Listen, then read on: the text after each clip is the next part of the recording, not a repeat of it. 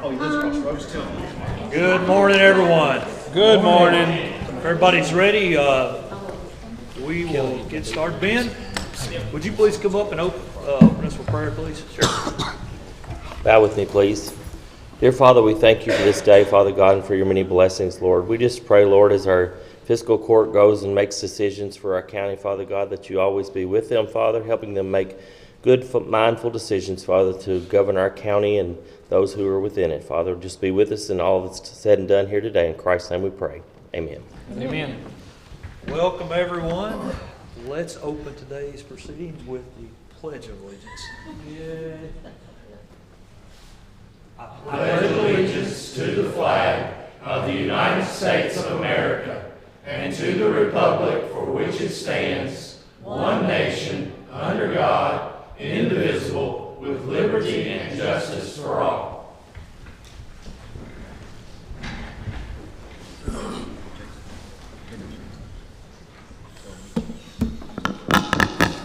Well, let's start this out with the approval of the minutes.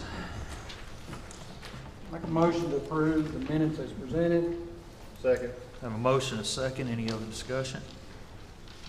If not, roll call, please. Davenport, Yes. Goodwin, Yes. Wilcutt, Yes. Harper, Yes. Crawford, Yes. Bolden, Yes. Baker. Yes. We have a couple of amendments. The first one's the amend the agenda to allow Brooke Walter with the lead to present to fiscal court.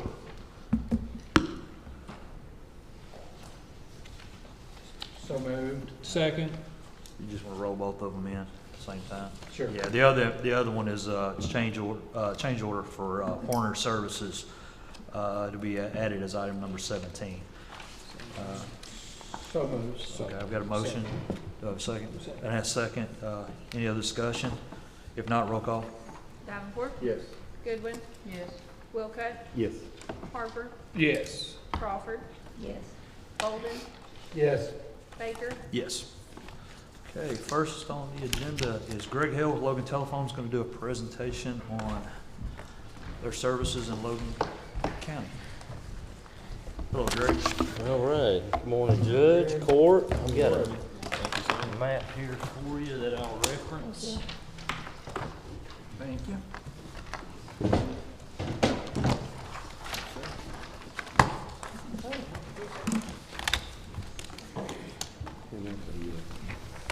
The swag. Hand out your swag. my swag, yeah. We try to get LTC Connect out there as much as we can now. I mean, I think everybody always call us Logan Telephone, but we rebranded a couple years ago. I appreciate you all inviting me. Judge invited me today. I've never had the opportunity to speak before the court, actually, and I want to thank you all for your live streaming. During the pandemic, I was here with you most weeks. I kind of missed Tyler's laptop a little bit, but the system that you all have now makes it really nice for the public to know what's going on. You know, in the past, we would have to kind of read the paper, and the paper does a good job, but it doesn't really, we don't get to hear the intricacies of your decisions and discussions, so I really appreciate that. Of course, I'm in technology. I like gadgets. I love the iPads and saving a few trees, and I think you all will probably continue to find ways to adopt new technology to be more efficient and productive in government going forward, which I think is important. And finally, I'd just like to thank you all for making sure we don't have a workers' comp claim on Judge Baker for carpal tunnel, having to sign all those checks. I haven't signed a check in a long time, so it's good to see that type of progress, as well as so much more you are doing. If you don't know me, most of you all do. My name's Greg Hill. I was born and raised here in Logan County.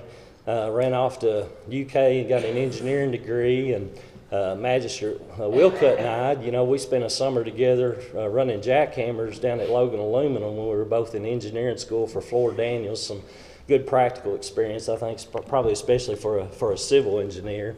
But I've had the pleasure. I never thought I'd be able to come back to Logan County, to be honest, and the Lord brought me back close to me and my wife's family.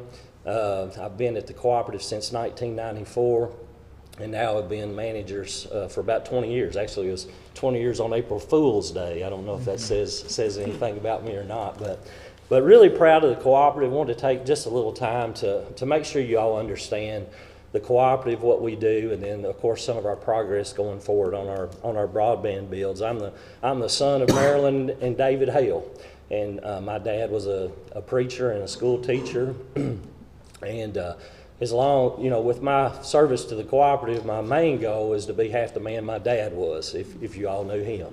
So, and those are big shoes to live up to. But we are a cooperative, so we were incorporated in 1954, back here when you had these rural areas that Bell South, AT&T would not serve. It was owned by Southern Continental Telephone. They wanted to raise rates in the 50s, and the service was terrible. It was multi-party lines. It would go out when it rained. Our folks, especially in the rural areas in Logan County and other areas, didn't have good phone service. So it started with the Auburn Rotary Club. They decided that they were not in favor of a rate increase. They went to the Public Service Commission. They got permission to start the cooperative. Starts a great community story about a partnership with a lot of agricultural leaders in Logan County and the banks, signing up enough members to get permission to start the cooperative and buy these properties from Southern Continental Telephone.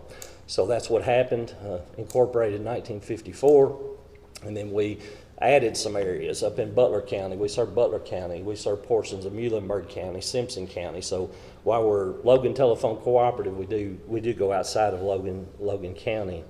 We currently serve over 500 square miles. In Logan County, there are 557 total square miles, and we serve 332 of those. So we have about 60% of the county. And of course, we serve the cities of Auburn, Adairville, and Lewisburg, but the biggest part of those areas are very, very rural areas outside the cities. We've grown significantly during the pandemic, over 20% growth in the last couple of years. So we now serve over 6,000 members. We have 5,852 broadband customers, and currently 81% of our members have fiber today, have that availability today. As I mentioned, we're a cooperative. That means we're a nonprofit. That means that we're owned by our members. So whenever the cooperative does well, we return capital back to the membership, and we do that in the form of capital credit checks each year. And the cooperative has sent over $17.5 million back to the members over the life of the cooperative. Last year, we returned a record $1.5 million back to current members and former members, and we'll probably do about that amount again this year. Of course, we were the first local dial-up internet provider, if you all remember that, in the 90s, so you finally had a local number to hear those modem tones ringing in your ears. We were the first company to have DSL broadband service available to 100% of our members. And as I mentioned a few years ago, we rebranded as LTC Connect, because as people take out their phone lines, we really weren't a phone company anymore. As much as the local people understood what Logan Telephone was and about, especially new people coming to the area, we felt like our branding could use an upgrade. So now we're still Logan Telephone Cooperative legally, but we go, our DBA is LTC Connect. And of course now, our priority is to get fiber to 100% of members, and that requires a lot of capital. Labor and material prices, as you all know, have exploded during the pandemic. Not counting the electronics that we put at each end at the home or in our offices, we've already invested $55 million in our build, and we have plans to finish that up. And it'll probably be, we expect 20 to 25 million more, and that'll take us to get to 100%. Of course, we've got a lot of assets with all these. We're 99% buried. We put it in the ground. We became a buried company in the 90s when USDA felt like that's what they wanted us to do, and that's turned out to be a really wise decision. It takes us a little bit longer to get there, but once we get there, you don't have the issues with rain and ice and wind and those type of things. It's a very, very reliable network. And of course, we're one of Logan County's largest taxpayers with this investment. We paid over $200,000 last year in taxes. Getting back to our network is a little bit different. You all hear a lot about fiber and broadband, and the goal, everybody wants a gigabit, you know, if we can get to a gigabit. But your network is really more than that, and what we're building is really more than that. We're building a 40 or 50-year network. We have 99% of our plant buried. We have about 67 poles. Most of those are around the Lake Malone area, where it's just impossible to bury, or even more costly than what we do today. What we're doing also while we're going in the ground, when we're buried, we're very serious about what we're putting in the ground. So we're putting a unique fiber to every location that we pass, and we basically double that for the capacity needs of the future. So we're, again, as I mentioned, we're building a network today that we believe will last for decades. We provide 1 gig service today, symmetrical 1 gig service today. We'll be offering 2 gig and 5 gig very soon, and we can quickly move to 8 gig, 10 gig, whatever gig you want in the future. And we'll probably look back 5 or 10 years from now and go, Tyler, will we say, can you believe we only asked for a gig, right? It's just consistently, we never can estimate actually what will be required at our homes and businesses. So we're putting a network in place that'll do that. We'll have the fiber there, plenty of fiber. We'll just change the electronics at the location, change the electronics at our office, be able to deliver what capacity our homes and businesses need for years to come. On top of that, you know, once you hook it up at the house, where it goes from there is also very important. So once that light travels on that fiber back to our offices, you know, we've built a very diverse and redundant network. We have rings around our offices, so you have multiple paths. If you get a fiber cut on one side, we can redirect it to the other. If you once you leave Logan County, through our Bluegrass Network partnership, we have rings that connect around Bowling Green in multiple areas. At that point, we purchase twice as much bandwidth as all the partners need. So if we lose one link, we just reroute it in another area. So hopefully our customers never notice that there's anything that's happened. Once you move to what we call the middle mile, you know, latency is important, right? Not just that speed, but how quick things happen. If you're a gamer, or if you start thinking about the applications of the future, they're talking about remote surgery, things like that. You can't have any delays in your network. So our network connects directly to the very core of the internet in places like Marietta, Georgia, and Chicago. And then again, we have diverse and redundant routes between there. So we're looking more than just the last mile, which is what we tend to concentrate on, what we can deliver to the home, but what happens with our internet network after that point. And I think the network that we're building it's world-class in all those areas.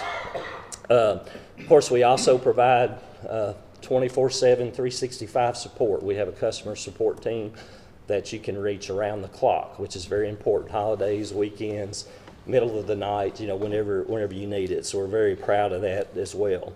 And of course, we've had a financial plan to get fiber to 100% of our members for a long time.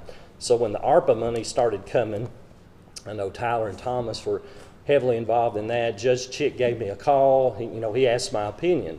I told Judge Chick, I said, Judge, you know, we've got a plan. And the money that you are going to have available is, you know, maybe a one-time opportunity to get fiber to 100% of Logan County. And I know that Tyler and Thomas and others had already had that in their mind. But, you know, I encouraged Judge Chick to engage Penny Route. They could do it the cheapest. They had the infrastructure.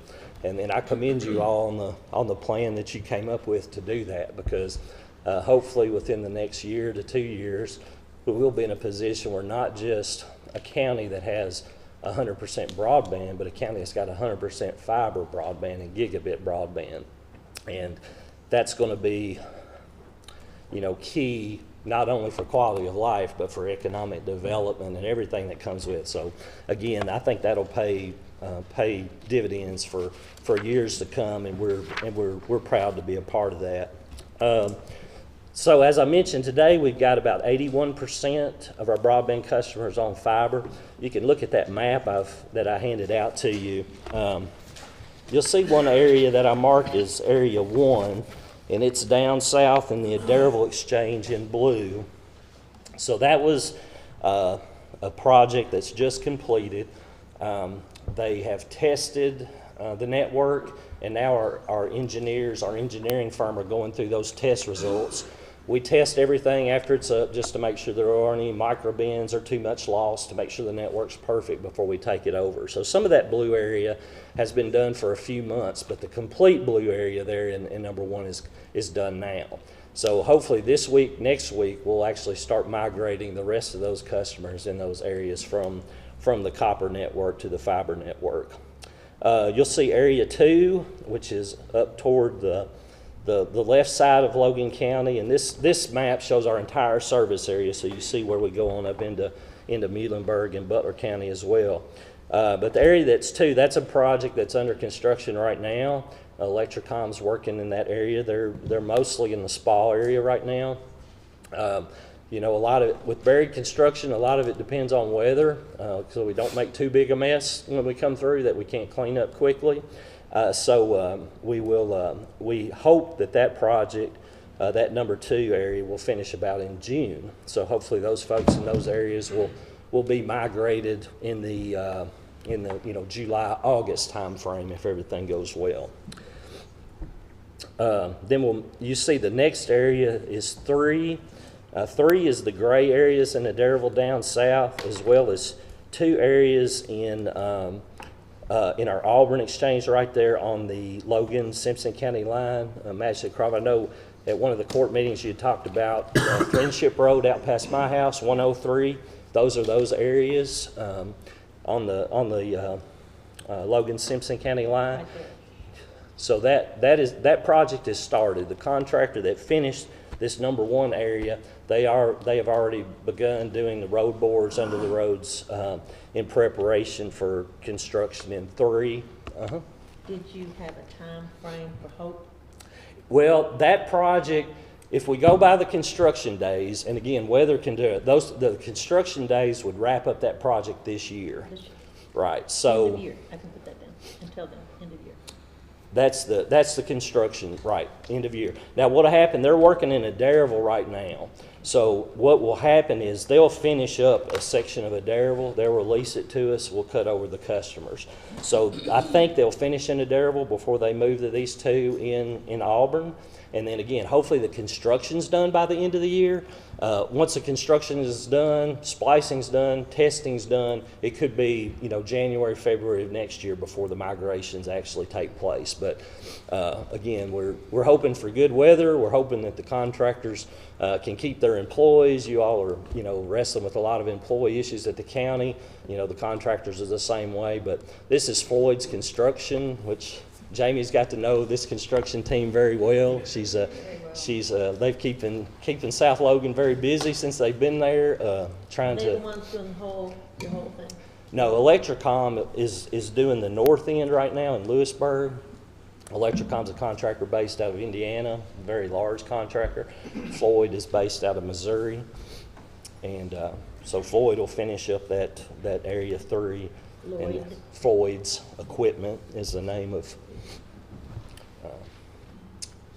the contractor. Yeah, and they may be up in Auburn. You may see them earlier, because the first thing they'll come in with buried construction, the first thing you do is you bring in the directional boring equipment, and they'll go ahead and put the conduit underneath the road. So when the plow gets there with the fiber, then they roll it off the reel, they stick it through. So you'll always see the boring crews show up first, then the plows and the drop crews that plow the drops to the actual home. When we're going through, we go ahead and plow a drop to every location, even if they don't have our service. If they'll allow us, if they give us permission, we'll go ahead and put a drop to their house. And, you'll probably have 15 to 20% of people that never want broadband, their phone's enough, they don't have a computer, they don't want a video stream. So 80% is a really great penetration rate, and we're reaching those rates in a lot of areas. But we'll go ahead and put a drop to the homes. What we find out is once the neighbors get fiber service and the great Wi-Fi in the home that we provide, a lot of them are calling back. And we have people call back, that would say, no, you're not coming to my house. And within a month they're calling saying, can y'all get back out here and do that? And then we have to schedule them for construction with our internal crew, which can take a little bit longer depending on how busy we are. But we will go to every home. So that leaves the kind of the large red area that's going into kind of the quality area up into Butler County. That area is the most rural part of our network. So I'm still in final negotiations, so I hope Electricom's not listening. But I think we're about to agree on price. I would expect that contract to be in place within the next couple weeks, approved by our board very soon. So as soon as Electricom finishes 2, the plan would be to move them to the other side of Lewisburg, and they've got a couple wire centers, we call them, in Rochester to finish up in Butler County. They're on the other side of the line. But that's a large project. That's a 150-mile project. It's going to be, it's a very expensive project. We have the capital. We can pay the bills, but it's going to take some time. And again, a lot of it depends on the water districts. We can't go too fast. Electricom would bring in, as many plows as we could ask for probably. We hire engineers as inspectors, similar to some of the work that Magistrate Wilcutt does. We use Finley Engineering, and so we have an inspector on every job. We have a supervisor on every job that stays with our contractors. They make sure that, we don't just, if you'll see some of the buried construction that's going on in Simpson County by some of the large providers, they might put it 18 inches and it might be in the ditch on county right away. We're trying to get everything at least 30 inches deep. We do not want it cut, do not want to make it easy for it to cut. So we pay extra for that, for the fiber to be put deeper in the ground to kind of avoid that. And of course, anytime the fiber's cut, you have issues with services being out, 911 services, phone services, broadband services. You have so many people, it's just not video streaming. They're working at home, they're doing telehealth. It's critical things that happen. So we're trying to make sure that we keep that network up as much as we can. So that area 4, that is probably, to be honest with the weather and everything else, they'll have to finish area 2, move to area 4. That'll probably be a 2024 completion. If we can get that 150 miles buried by the end of 2024. And again, it'll depend on the area they're working in. It won't be all of it that'll take that long. Some of it will be completed, hopefully turned over to us. We start migrating customers. That's what we've done in the past. This area 2 job actually included part of right around Lake Malone. So all of that was done, all that's already been turned over. Almost all those customers have been cut over. So almost the whole Lake Malone area, or I guess, yes, the whole Lake Malone area on both sides that we serve now has access to fiber internet as well. So I got a couple more things I want to mention, not necessarily tied into fiber construction, but I just wanted to pause and ask you all if you all had any questions at this point about the cooperative or our construction plans or our network or anything at all. No, I would just say that without Logan Telephone's vision on the internet, starting in the 90s, late 90s, and starting with the fiber, we would not be able to be in the position that we're in today, as far as being able to provide 100% fiber broadband to the entire county by the year 2000, end of 2024, 100%. And I think that is, we're going to be in a position that a lot of counties will be envious of us. So economically and housing market, I mean, just everything. But my favorite part is that Logan Telephone, Russell Electric Plant Board, Penny Ryle Electric will be our provider of fiber 100%, and they're all local. Yeah. So my phone number and Alan's phone number and Dale's phone number. exactly. I agree 100%. I've got friends all over the state, and some of them are ahead of us. With some of them are aerial, which is faster. We had a lot of my friends receive stimulus money in the Obama stimulus to build broadband. But if you look across the state of Kentucky, the best areas of broadband are the small commercial companies, kind of family owned, and then the 9 co-ops that we have across the state, and you have those pockets of strength. And so we serve 60% of Logan County. The plant board geographically, I don't know if they get to 10%, So when you all thought about an investment that you had to make, you're really just looking at 30% of the county, and that fit right within that $5 million amount you got to be able to fill that gap. And I'm good friends with Alan and Dale, and it's the work's not done. I mean, what Penny Ryle is doing we've looked at grants, we've looked at the cost, we looked at 70% grants in some of these areas, and we could not make a return on investment if we had 70% of the money. So Penny Ryle and the plant board in some of these areas, especially Penny Ryle going to some rural, they really need customers to sign up. I cannot tell you how great this service is going to be. It's very similar to what we do.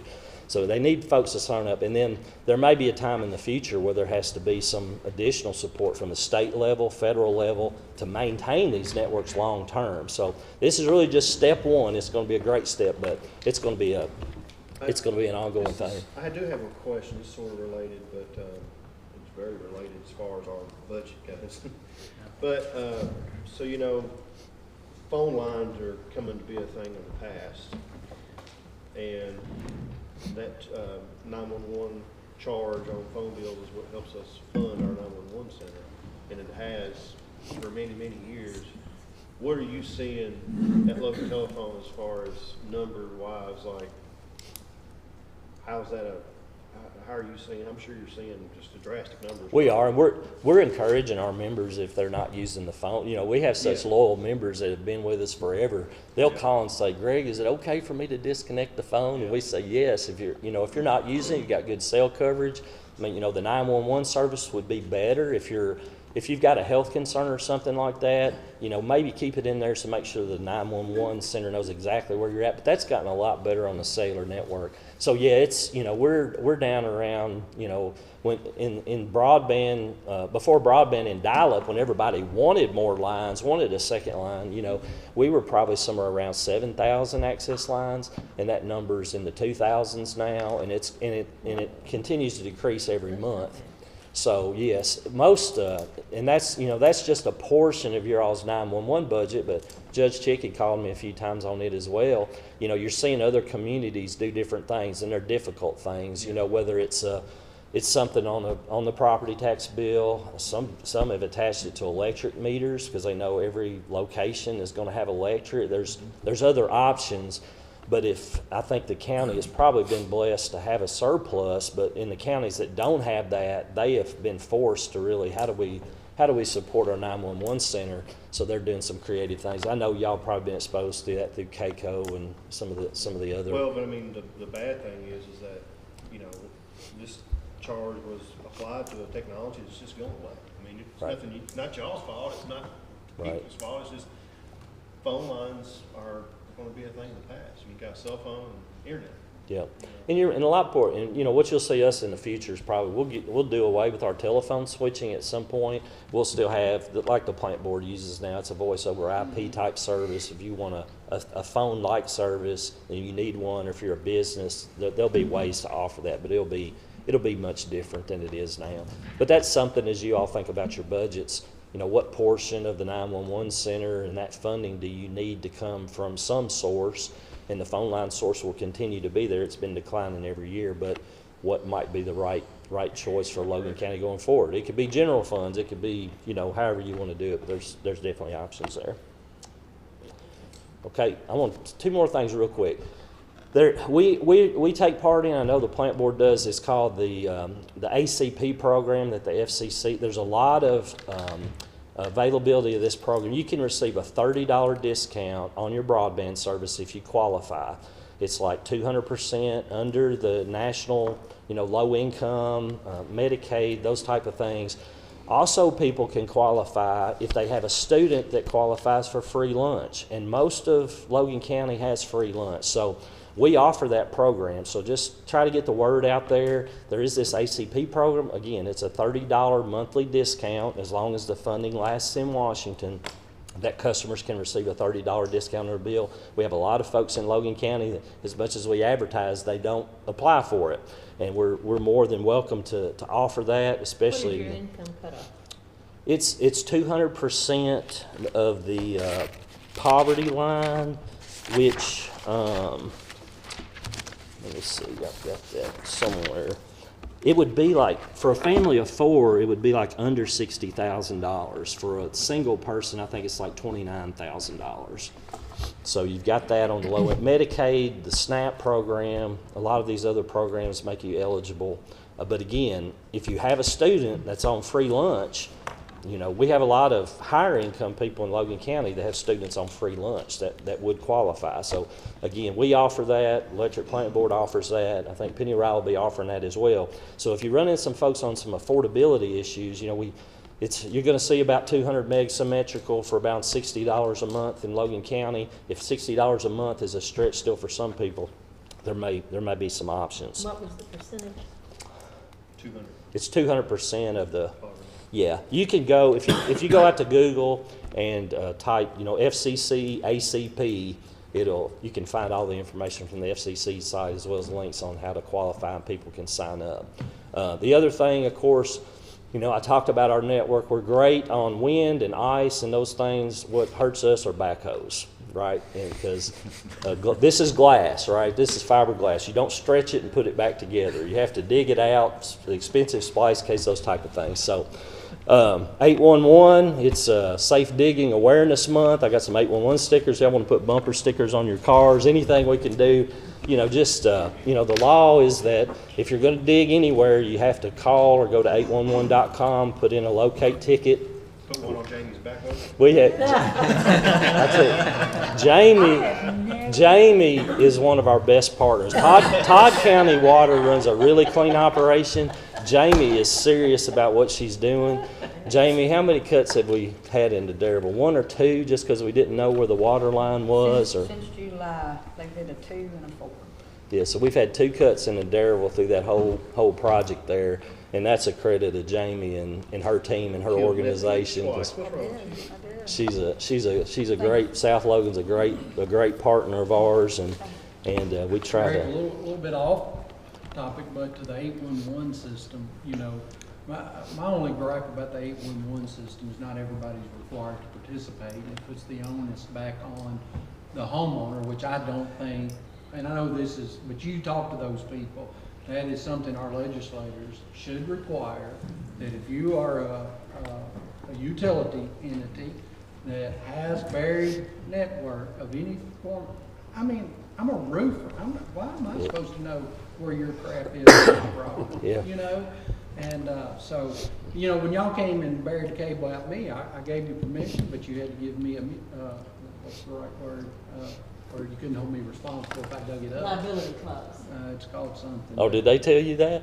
No, I put it in there. Oh, okay. I wrote my own. You brought me one to sign, and I said, no, I'll provide you one. Yeah, well, And so- we usually don't provide immunity just because, you know, I would obviously trust you, Thomas, but we might have some that would just go through a fiber and knock out 911, those type of things. But Well, I agree that 100%. should We've been require- working that for is years a in bunch of Franklin. bull. There's two states, Alaska and Kentucky, the only 2 that don't have mandatory 811 membership. Correct. And to be honest, when you start bringing it up for a practical, a lot of times it's the cities, it's the municipals, because 811's a private organization, and sometimes the municipals are independent, just kind of like the independent telephone companies that don't want to be told what to do sometimes and those type of things. So, you know, I think the work within KLC, KCO, things like that, which seems to be some of the opposition. There's others. But, yeah, we have the worst 811 law in the United States. Think about the money it costs, you know what I'm saying? It's unreasonable, I think, for a homeowner to know where city water is, East Logan water is. See, payroll is not a. You know, when we call and report that, they tell us who they're reporting to, Right. and I'm supposed to know who else may be in the utility business in my area. Yeah. That's unreasonable. Well, the law has changed, and if you're not a member of 811, you're actually supposed to have it hadn't really been enforced yet. You're supposed to have a responsibility to act just like your own call center, and there is some, if they do not respond if they don't give you a positive response within a couple days, then a lot of the liability on you cutting their facilities has to be. But you don't want to cut a gas line or electric line. Fiber's one thing, but from a safety perspective, it gets a lot worse. You're talking about gas or electric. So, but I agree. But anything y'all can do keep preaching 811 for us. We've got a big investment out there. We've got huge, we have some fibers that they're over 500 fibers now, and coming out Spa Road, we're pulling in a brand new fiber. There's over 500 of them there, and it takes some time to put back together. So, again, I've taken enough of your time. Contact. Information. Thank you. Yeah, contact me anytime if y'all have any questions. Y'all know where I'm at, and Judge Baker has my line as well. Appreciate all you all are doing here, your service, and if we can help out in any way, please let us know. Thank you, Greg. Thank you, sir. All right, next up is Ryan Baker from Energy Systems Group.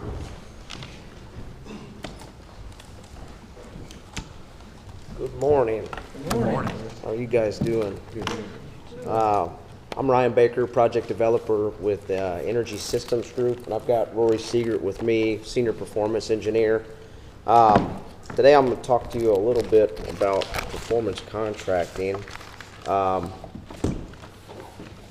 of that first slide, everybody's got a copy of kind of the slide deck here. So kind of why we're here today, there were some discussions. Jailer Toomey and I met at one of the conferences, had some follow-up with Judge Baker, walked around the facilities, walked the jail specifically to talk through on the first slide. One slide back. There you go. One page I got back. it. Page 2, I guess. Go ahead. Okay. And so again, we walked. You guys have several projects that you're trying to do over there at the jail. Several projects kind of countywide in some of your facilities as well. So again, those are some pictures. Obviously, the jailer's working on getting a lot of that corrected, and there's a lot of stuff in process. But ESG and performance contracting offers a way to do all these items kind of in a collective single procurement opportunity. So that next slide. So what is ESPC? I mentioned energy savings performance contracting. Judge Baker's got some experience through the school district, has a little background, but I just want to kind of highlight it for everyone else. So this is a procurement method that allows the county to make infrastructure improvements that result in guaranteed utility savings covered by part or all of the projects. So just kind of the highlights, there's a financial benefit from this program from energy and operational savings.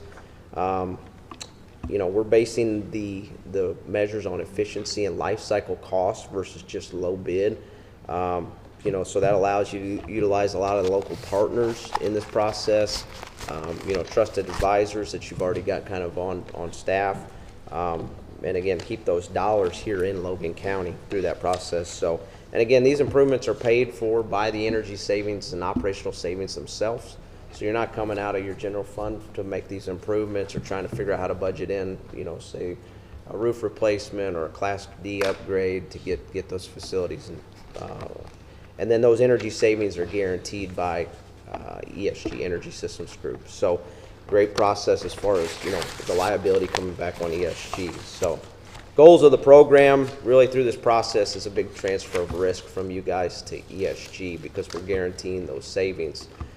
You're able to get the improvements done through a single procurement, and we're going to guarantee the energy savings make those payments, or through the pro forma make those debt service payments, and again transfers that risk back to ESG. Again, reducing the utility expenses of the county through helpful replacements such as HVAC, LED lighting, controls, etc. And again, I mentioned the roof. And the big thing down at the bottom gives the county ability to fund upgrades without having to raise taxes or find new money in the budget. It's a great opportunity to kind of catch up, from maybe some years of deferred maintenance or items like that. So, and then again, self-funded through energy savings. So that's a nice little chart on this slide. Kind of just shows, current energy budget now, during the term of the project, that years, 1 through 18. Some of these terms, can be 12, some of them can be 20, and so there's some conversation, to be had, after this meeting too. So, and then after the project's over, obviously you got a positive cash flow and a very reduced energy budget. And again, the outcome is pay for today's needed building upgrades, with tomorrow's energy savings. So you're essentially taking money you guys are spending with the utility, putting them back in your facilities. So recent selection at Hopkins County Fiscal Court, and really a big note there, if any of you know Judge Jack Whitfield, he's a very, very conservative guy. And so, you know, his goal when our first meeting was, you know, hey, I'm reducing, you know, my goals are reducing, you know, daily operational costs so we can take on other projects to help push the county forward. So he saw ESG and performance contractors as a way to do that. So his allocations of funds went to his sportsplex and in pushing broadband in the county. So that way he could get the improvements he needed done by reducing his energy, increasing his energy efficiency. And a lot of that work is around some lighting, some LED lighting, and some jail improvements. So Warren County Fiscal Court, again, another great project. We completed, it's a couple years out now. A lot of work at the jail, a lot of work at their judicial center. And again, Mike Buchanan not there now, but you know, his goal again was economic development. How do I reduce my operational budget so we can continue to, you know, produce, you know, assets and improvements to a very growing community. McCracken County, I put this on this slide deck as a reference as well. You know, about 75% of the savings on that project came from the jail facility itself.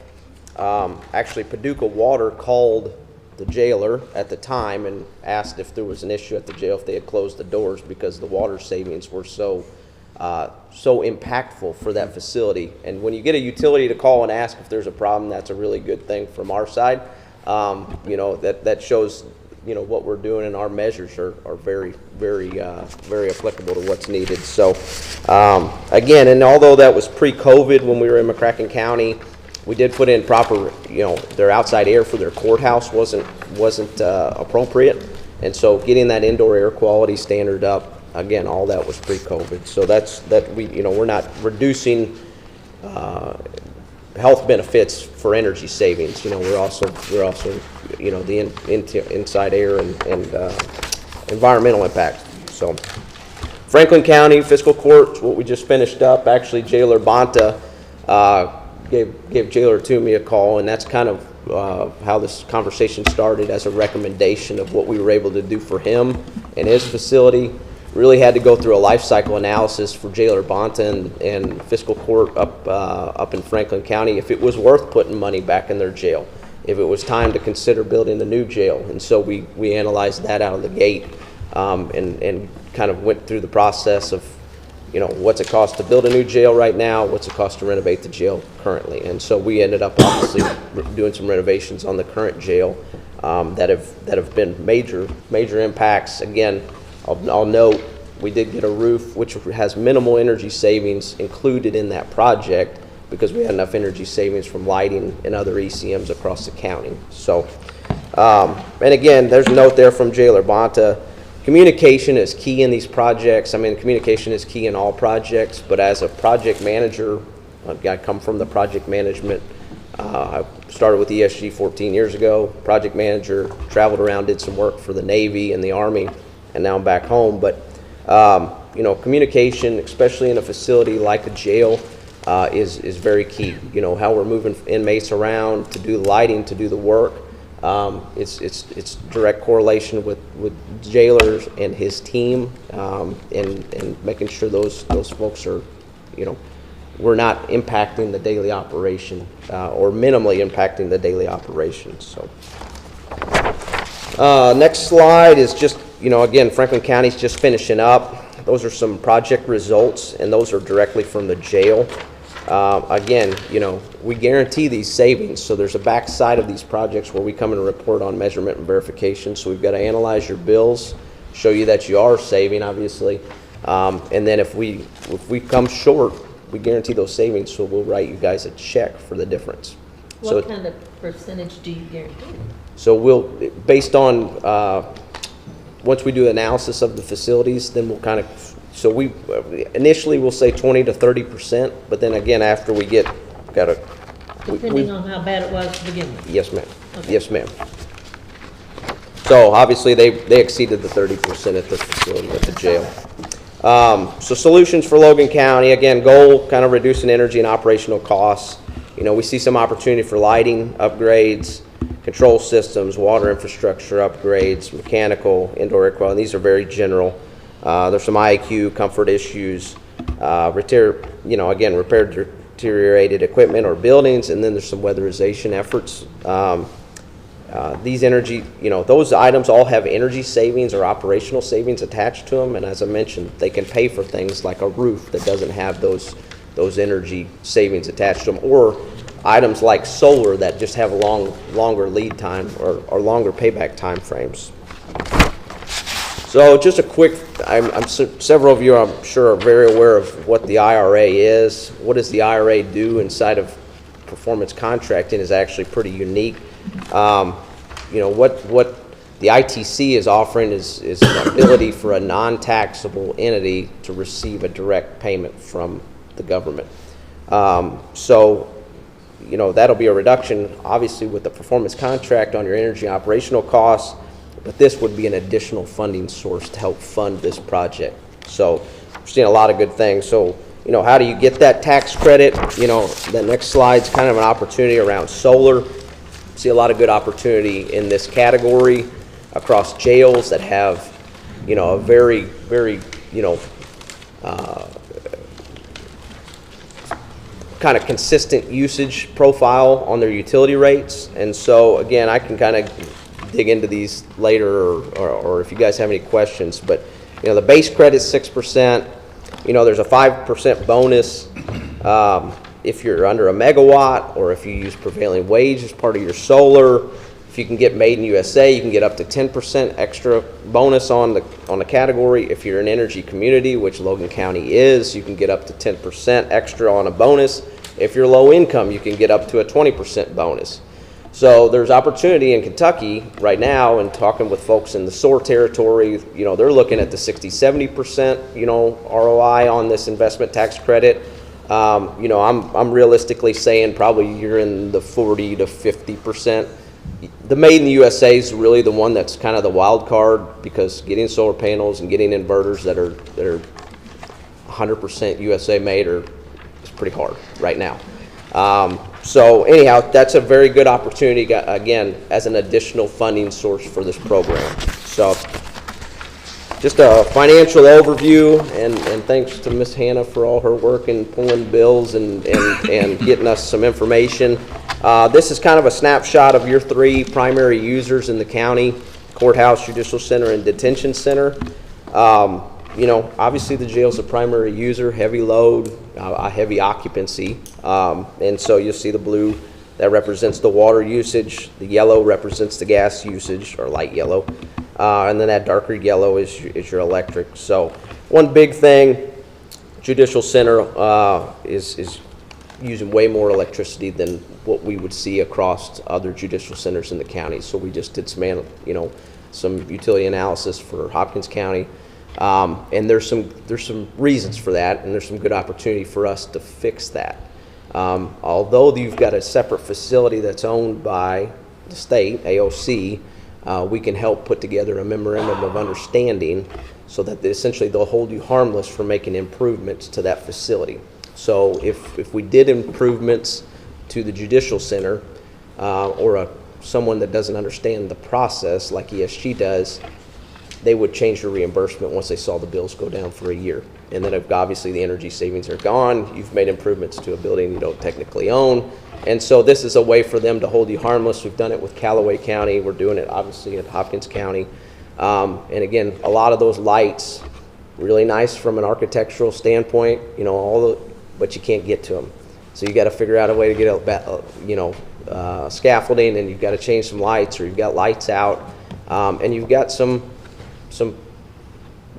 folks in those buildings that don't like to see lights out, or don't like to have their air conditioning set higher than 72. So a lot of that, we've got a lot of experience in that arena. So just some sample financials again, just for today's discussion.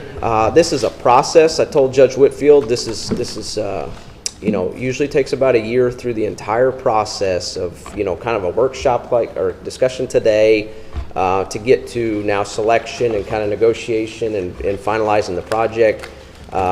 So again, annual spend, these are round numbers. But again, to your question, 20-30% savings is what our expectations are.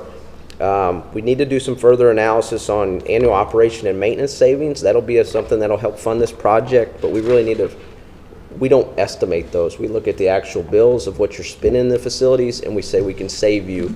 You're replacing $10,000 worth of light bulbs a year. We're going to put LEDs that now have 10-year, 20-year warranties. We're going to reduce that. So, and then obviously, again, we didn't include any tax credits as far as just a workshop discussion, but that would be an additional funding stream. So again, I think total program, you're somewhere in that $3-4 million. You've got some stars on the moratorium on jail renovation? Yes, so that was House Bill 507 was proposed. I think it was actually, I don't think it actually passed in this last legislative session, but there's I think it's kind of way I relate it is kind of a counter suit. Northern Kentucky kind of filed suit against the state on behalf of the jails that the reimbursement rates weren't high enough. So essentially what the state has come back and done is said, okay, if our reimbursements, we're taking over all renovations. And so anything funded by debt, this House bill essentially says you can't make renovations to your jail yourselves, and the state would, so that they're controlling the money. So just Did kind of. that pass or not pass? I do not believe it passed. I think it was presented, kind of got kicked around, and I could follow up with you on that. I don't believe it passed, right, Jailer? But it is part of the discussion. I know as folks are saying our reimbursement rates aren't high enough, I don't think it's going to go away. So just something to be aware of that kind of, get your jail where you want it now, and prior to them kind of managing that process. So. And then the KRS 45A, you guys can put capital into this program up to 50%. And there's 4 categories that those have to be in: roofing, HVAC, life safety, and new lighting fixtures. So kind of next steps and timeline. I know I'm feeding you a lot of information really quickly. I don't want to take all you. I think you've got a very, very full agenda. So I don't want to provide lunch in the middle of this thing either. So Well, hang on. I'll run out and run back. How about that? So again, kind of January, February, kind of walked the facilities, met with the jailer's team, and kind of understood what their goals were. I know they're working on a lot of these items, around getting Class D back in full operation. But there's some energy savings opportunities. There's some other items that could be addressed as part of this program. And again, I'm very biased, but this gives you guys a single procurement to kind of get this done, and managed, and you guys would have one single point of contact from a design side, from a project management side, installation side. So a lot of good benefits there. So kind of today's meeting, kind of the informational meeting. There's going to be some follow-up questions, some discussions that need to be had, as far as priorities. And then this is a competitive process. I'm standing up here representing roughly 4 ESCOs that work in the Commonwealth. Us being the best, obviously, because I'm standing up here. But that there's a process, and so you guys issue an RFP, select a partner, an ESCO, and then it's kind of a backwards procurement. You select a partner, and then we kind of nail down the details of the contract. So some time after the contract selection, that hey, the roof's priority, it's not priority. Hey, we've got it taken care of, and so we kind of just kind of go back and forth on that. So. And again, you can see kind of the rest of that program. If you finance, there's some obviously some borrowing time frame in there, and then construction begins, and then we start our guarantee period. So again, then we report semi-annually or annually on how you guys are doing on your energy savings, and again guarantee that. And if we come short, we bring a check to fiscal court. So we're not in the business to bring checks to fiscal court, but we do guarantee the savings and the operation of the program. So just real quick, ESG at a glance. Founded in '94. Performance contracting is our core business. There's a lot of other ESCOs out there that kind of dabble in performance contracting. They're a manufacturer that plays in the ESCO business, and again we've been working in the Commonwealth since 2000. from Department of Corrections to county government, from K through 12 to, now we're working with a couple cities and municipalities actually to help do some of these energy savings projects for them as well. So over $1 billion in multi-phase projects. That's a lot of guarantees. And again, like I said, that's across the country. Our corporate headquarters is in Evansville, so we're just right up the road. And again, I'll just kind of reiterate, performance contracts are our core business, and that's, so. The other slide's just kind of ESG services and solutions, really, just a broad, coverage of what we can do. And really that kind of wraps it up. Like I said, I know I'm feeding you from a fire hose. And there's a lot of other follow-up discussions that need to have, but just want to give you some early information here. So I think it's a lot of information. It might take us some time to process. Right. Maybe not. We won't be able to figure it all out today. But I guess in a nutshell, you come up with all the things we can do with water flow, electric saving, lighting, and all that. That project costs X amount of dollars, $4 million, and then we have to borrow that money to pay that.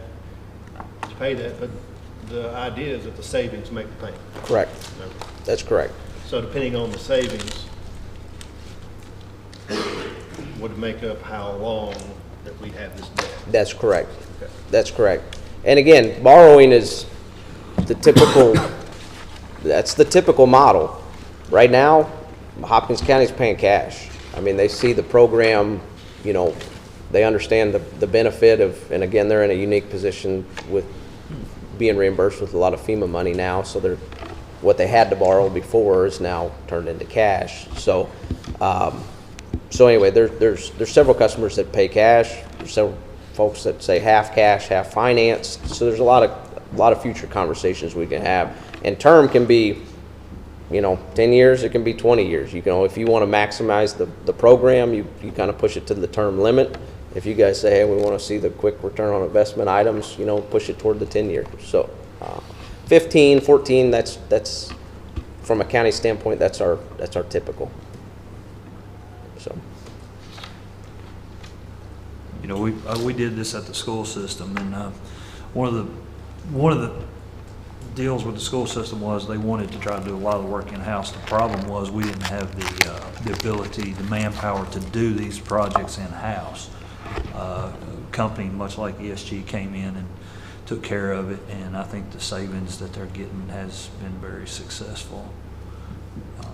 I'll gladly check with the school system, make sure. Did ESG do Logan? No, ma'am. Another But it was a another similar kind, system. same basic outfit. Yep. Yeah. Okay.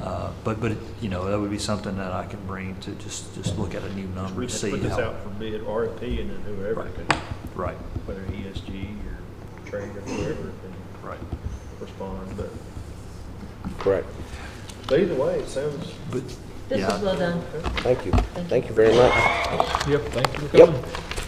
Thank you. Thank you, Ryan. Thank you, guys. Thank you. All right, Mark Hopkins with Insights. Thumbs up, Brad, that's fine. Just go right ahead. He's used to it. I use the crowd. I'm probably going to change the mood a little bit here, but Weird Science has arrived. Weird science, I love it. Yeah, I've met all of you, but congratulations on becoming new members of the court and representatives in the county. And I met with the judge, I guess, a month and a half ago or so. And Correct. he kind of recommended that we take a few minutes, and we agreed to get everyone up to speed on what we do for the county.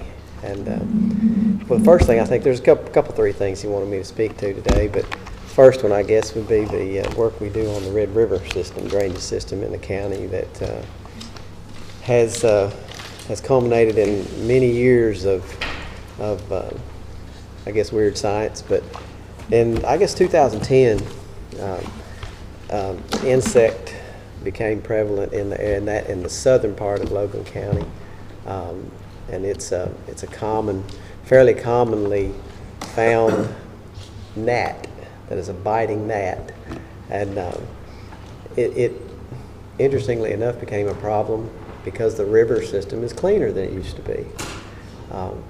And it started being a real nuisance for farmers and residents in that part of the county. And so at the time, the court invited an individual from Valent Biosciences that had developed some larvicides to treat these organisms and basically control their population, their adult population, in these settings. And so we were called. My company in science is primarily an environmental engineering company, environmental science and engineering company. We weren't in the pest control business, but we were trained in 2010 by Dr. Bob Fiscal. He was the developer of these larvicides that eliminate these insects in the larval stage. And these insects breed in river systems, so they hatch from the water. So what we learned was that the Red River drainage system in Logan County is pretty complex and difficult to access. So he developed a program for us to get into the river, actually in the river, and treat these insects to lower the adult population of these flying, biting gnats. Never going to eradicate them. That's not the program that we've been involved in, but we've had some success. I think we're going our 13th year now working on this for the county. And the Department of Agriculture in Kentucky provides the county with the larvicides. Very expensive material, very, very expensive. They provide us every year what we need. We go and provide the labor to the county to do this work. And we've had all of this, of course, is environmentally sensitive, and we became licensed pesticide applicators, operators, and dealers for these materials. It's a fairly rare, I guess, niche in our world, because we weren't pesticide people. And we thought, hey, we can learn about this, and we've been doing it now, like I said, 13 years. Some of what we found is that no year is the same. Discharge, rainfall amounts, temperature, all that fluctuates in the spring and summer months, as were the months in which we're working on the river. And so we go to the river, we actually get in the water, we have to get in the river or near the river to apply these larvicides in the water. And mainly, so far, these insects have been primarily concentrated in the southern third of Logan County. We're getting some reports of some that are showing up north in some along the Mud River, some along near the Gasper River in the northeastern part of the county, but primarily in the southern part. We work in 4 or 5 tributaries to the main fork of the Red River system, and so we end up on the Little Whippoorwill Creek, Pleasant Grove Creek, Whippoorwill Creek, the Little Red, the main fork of the Red River, and have access points at bridges and farms and folks that we've met over the years that let us in. So we're already involved in doing that. We've been 2 days on the river already this spring in March. We try to start in February and March, depending on the weather conditions. So we've had 2 days on the river this year already in March. Haven't seen a lot of adult flies, but it's a timing issue. So we get there at the right time, we'll get a good number of them taken care of early. But it's important to know that we set expectations on this early is that we're always, Logan County and the Red River system is always going to have an initial hatch of these insects, because we're killing them in the larval stage. Once they progress to the pupa stage of their life cycle, we can't do anything about them. They're going to hatch. So you're going to have some adults flying around. They're not strong flyers, so they move with wind currents. So we've got these insects coming in from the lower part of the Red River in Tennessee constantly. We treated the Red River from the Tennessee line to Adams for Robertson County for 2 years. They discontinued their program years ago because 2 reasons. I think the main reason is that part of the river it has a lot more slack water flow. These insects breed in riffle zones, and rapids where the water's shallow and there's high oxygenation in the river. So we have to go to all these areas in the river and treat and apply these larvicides in areas near riffle zones in the river. So, But they do multiply in creeks. they actually lay their eggs in the water. The larvae, I've got some pictures I wanted to just pass around and let you guys see. These are pictures of these. They're in the water on vegetation, rocks, and wood that's in the river. The larvae attach themselves to these structures and feed on the larvicide as it moves through the water. The larvicide that we're using is a cultured common soil bacteria that is not harmful to fish. It's not harmful to any other insects except mosquitoes and gnats and flies. So it's pretty interesting. But that's why I consider us a weird science kind of company. But Mosquitoes and flies as well. it will kill mosquitoes in the larval stage as well. Yeah. Like that. And here's some pictures. There's a picture of the larva actually on some vegetation, and that's us in the river putting the stuff in the river. But we've learned a lot in 13 years. We think we got a pretty good handle on how to control the adult populations. We're never going to eradicate them, but we've gotten good reports from people in the area and the residents in the southern part of the county that they come and go quicker than they used to. I think it was about 3 years before we started this when they were first observed and to be a problem. And what they do, they're a biting gnat. They're referred to as black flies, but they're actually a small water buffalo gnat. They bite like a horse fly. And they don't transmit disease that we know of, but they are a problem for people with compromised immune systems. They can get infected. People get bit around their eyes. So they're a pretty big nuisance for farmers, in particular produce farmers that may sit in one place, like in a strawberry patch that time of year, and they swarm. So they're pretty nasty critter. But if you were at the 2010 Strawberry Festival, you would have remembered them because they were a nuisance at that. Yeah. And that was about the first year. That was actually the first year that we did any work in the rivers, 2010. 2010, Yep. you said the water was clean. If memory serves me right, if you remember in April of 2010, we had just a huge rain that came through. It was the thing that flooded Nashville and Opry Mills, and we had standing water for months and months and months. That's what cleaned up the Red River that made them so fertile that year, I think. Yeah. Made them come in so much. It's been hypothesized that the reason these insects have done so well in recent years is from no-till farming.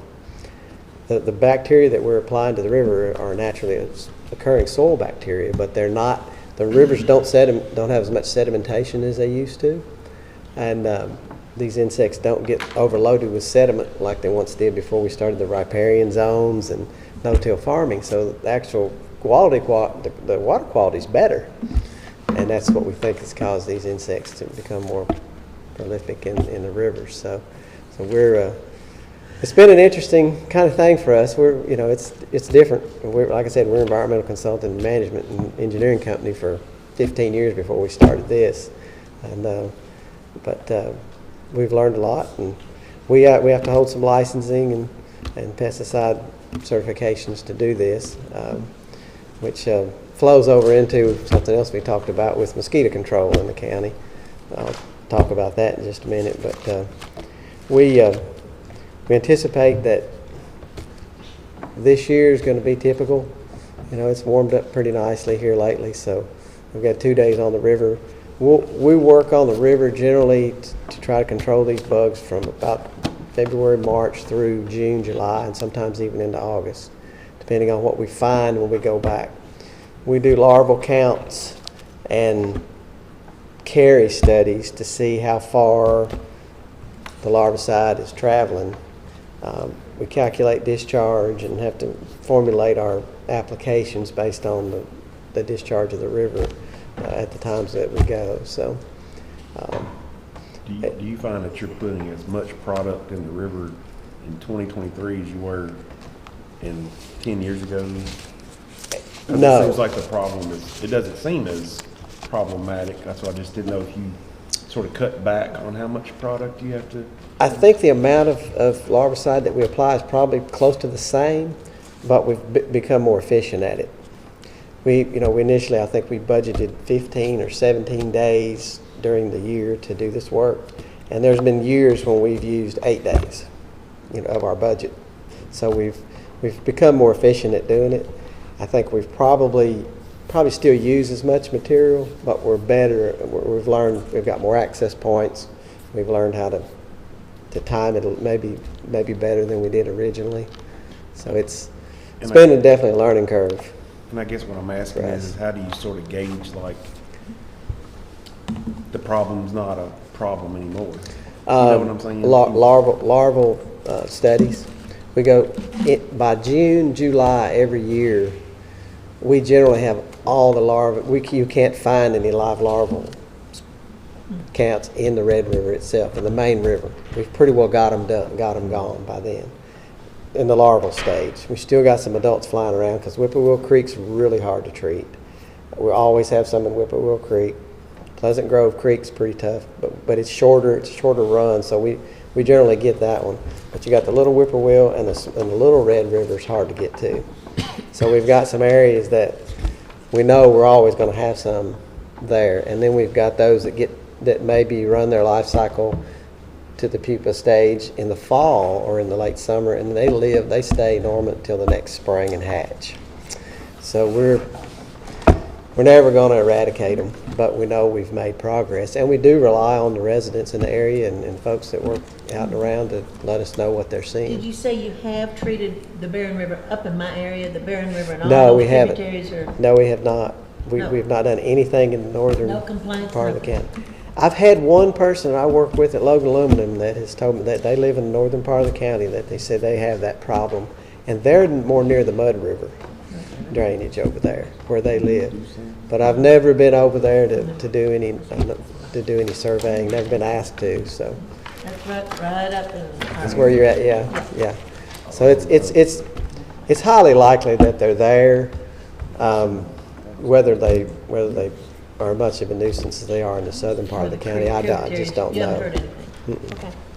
We don't have any information on that. So it's one of them things where once we know we're not going to be able to eradicate them totally because of the other areas. So if you were to ever stop or slow down, then it's going to come back. Yeah, and like I said, we are going to have a hatch early in March and April, and there are going to be some people that are going to call. They're going to go, hey, these things are eating us up down here. Even though we're doing what we're doing, there are going to be people that are going to complain about it because it's not going away. They're naturally occurring insects that they're moved by wind currents.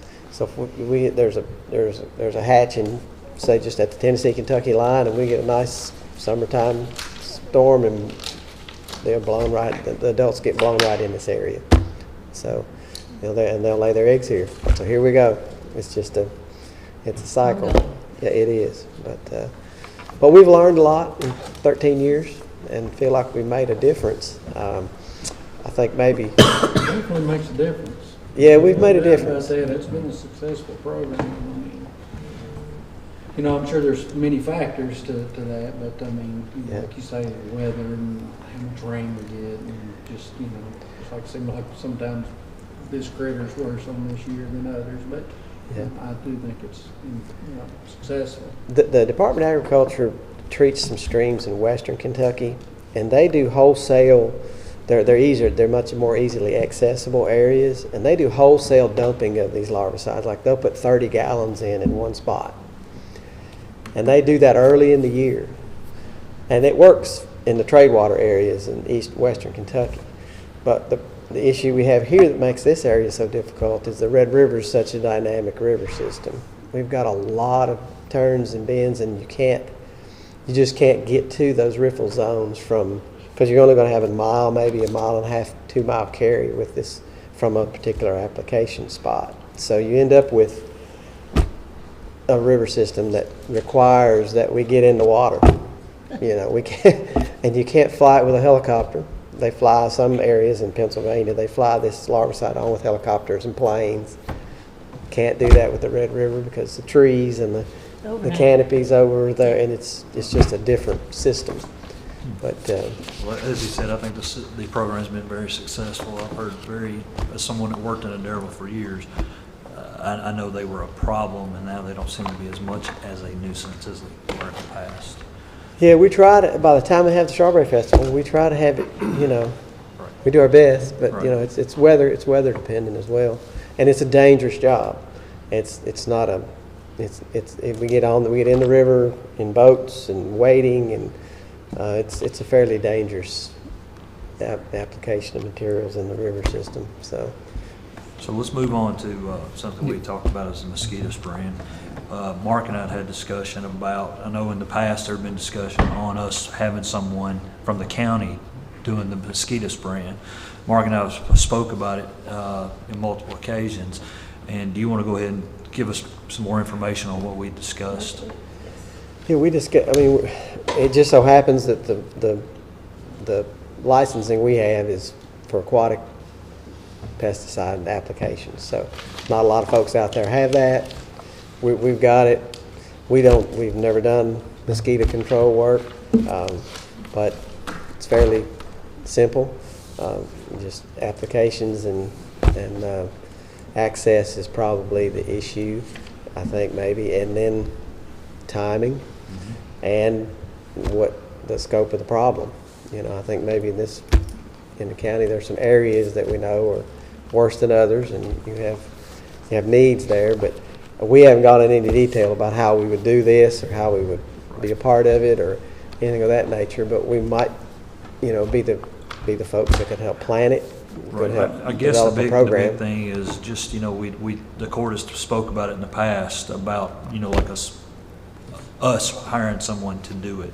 And we just wondered if the court would be willing to let Mark look into it a little further and give us an option with him taking care of it, if he's available, or if he has the manpower, or whatever, if it's an option that he would be able to do for us. Yeah,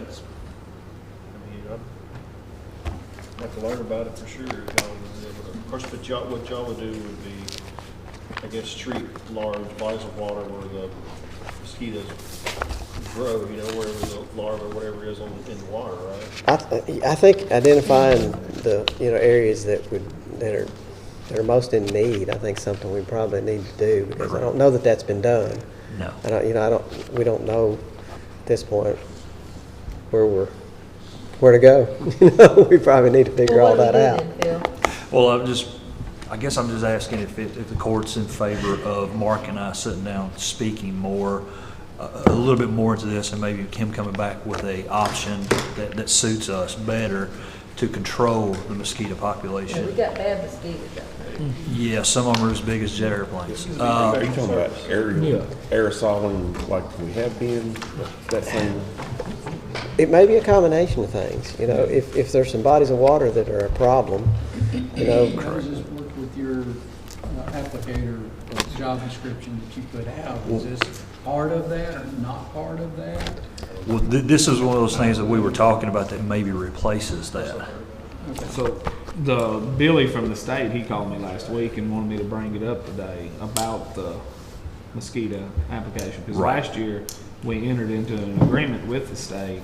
They would provide the equipment and the chemical. We just had to provide the person. And this is where Mark and I had spoke about maybe him providing the labor, maybe merging that together, us providing that, him providing the labor if he has the manpower to do it. With them having the license or the ability to get the license that was needed to spray that, it may be easier for us just to contract him versus us trying to do it ourselves. Would the state allow us to use their equipment and chemical with someone else? That would be a question. Non-employee or something. We just have to do some checking. That would be just a question we'd have to talk to the sources at the state to see. Right. But if Mark if you guys are interested, we'd sure like to. I personally would like to just see what options are available. I'll make a motion that we do that. Well, I don't know if we really need a motion We don't for need a that. motion? No, just, I do just want kind to of a see it, so verbal whatever of if it's request. okay for Mark and I to come back with something, maybe we'll work Right. something later in the next meeting or so. Maybe we can Yeah. come back with some ideas on what we can do. We'll check with the state to make Please, sure. And there may be a combination of things that's appropriate for the Correct. county too. You know, Correct. I mean, this material that we're using right now that the Department of Agriculture provides us with works for mosquito control. So there's some things out there now that we can maybe utilize and Absolutely. then go from there. So let's move on to the other. If you guys are okay with it, Mark and I will get together and we'll talk about it. Now, there was one other thing that Mark and I have been working. Mark and I have been working together quite a bit. Go ahead and about this building. We're going to roll on to the next one, which is Changing this building. hats. Yeah. We're Put- like I said initially, we're primarily environmental consulting and management and engineering company. We do a lot of building materials testing, a lot of industrial hygiene work, indoor air quality work, groundwater, waste management. We do it all. So we were asked last year to come to the courthouse and do some materials testing in the courthouse for lead-based paint and asbestos. We did a survey on the courthouse here and found some areas that no asbestos in any of the samples, but lead materials were identified in the plaster in that wall, and downstairs in a few areas. They were in fair disrepair, I guess you could say. So I think we even sent some of those a specification out for bid. Correct. I I believe think that we got a did couple come bids back, on and I demolition. don't know where it went some from of there. this. I wasn't around for any of the meetings when any of that happened. I never so- heard back after we sent the bid spec out and got estimates, It but was think we about about fell over in five. our chair. Yeah, it was like 5 times as much as we thought it would be. Yes. yeah. Yes. Like $400,000 or something. So what we were, Mark and I have been talking about is maybe possibly putting this back out to bid. The lead, taking care of basically the courtroom here, the downstairs hallways, getting some of this repaired. So they can't just paint, they have to take stuff out. Well, they can paint over most of it, but there's areas that are in need Paint of all repair. you want to, the problem is The repair you first. cut that hole out, you're Yes. supposed to deal with it. The repair on some of these walls, and when you're walking out downstairs, it's just, this building was built in 1904. There's some maintenance You that did has to be done. analysis on it, right? So the repairs and then the, Yes, correct. And what we would like to do is work with Mark and see if we can't set this back out for bid. It's kind of going to be a couple of phases involved in that when you get started. One will be the demolition part of it, that where you remove the materials that need to be removed. There's lath work behind the plaster, Correct. and that can stay, but what needs to come out is the plaster and the paint, and those are the materials that have the lead in them, and fairly high concentrations of lead. And the standard requires that you do something if it's any lead is too much lead. Lead's the new asbestos in this type of scenario. So you demoing the walls, going back with regular wall board, fixing it, painting it is in some areas is the best option. Downstairs, there's already a lot of that's been done already. The wall board already there, regular gypsum wall board's already there. It just needs to be repainted. So you've got some areas downstairs and in the entrance ways that need to be demoed. These two walls right here over to the entry doors and up probably would need to be demoed and then put back regular wall board. I think that's what we looked at That's last exactly year. what we looked at. Yes, And, sir. Yes, sir.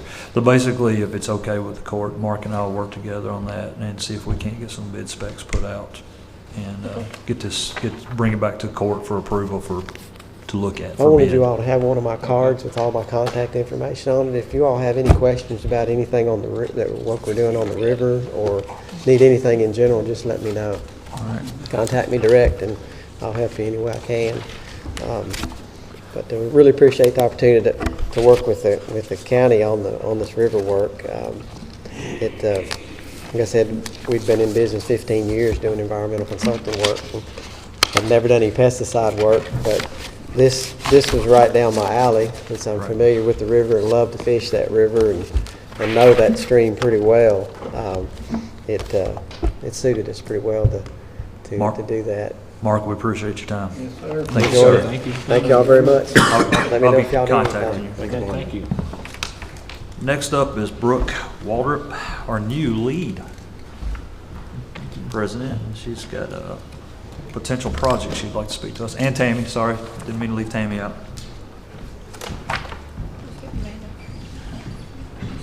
Good morning. Good morning. Thank you all for letting us add in this morning.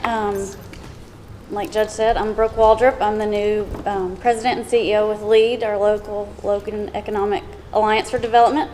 This is Tammy Costello, LEAD's executive assistant, and she has put in lots of work to get us to here today.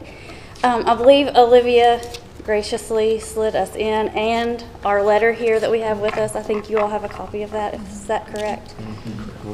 This is a letter that we are hoping to be able to get signed and sent to Secretary Jeff Noel at the Kentucky Cabinet for Economic Development. And it's about a potential project here, a new industrial project here in Logan County. We're hoping that they choose Logan County. And they've applied for incentives at the state level, and we're hoping to be able to show some support from our local level as well. The state is going to give them a 3% occupational tax cut for 10 years. And we're asking the city of Russellville and Logan County to show support by giving up a full 1% occupational tax. That 1% would be prorated, with the city of Russellville giving up 0.73%, and then the county making up the difference for the 0.27%. We're excited about Logan County being considered as a location for this potential project, and we would love some support from our local levels. Without disclosing the project, of course, what can you tell us about the project as far as in capital investment, employment,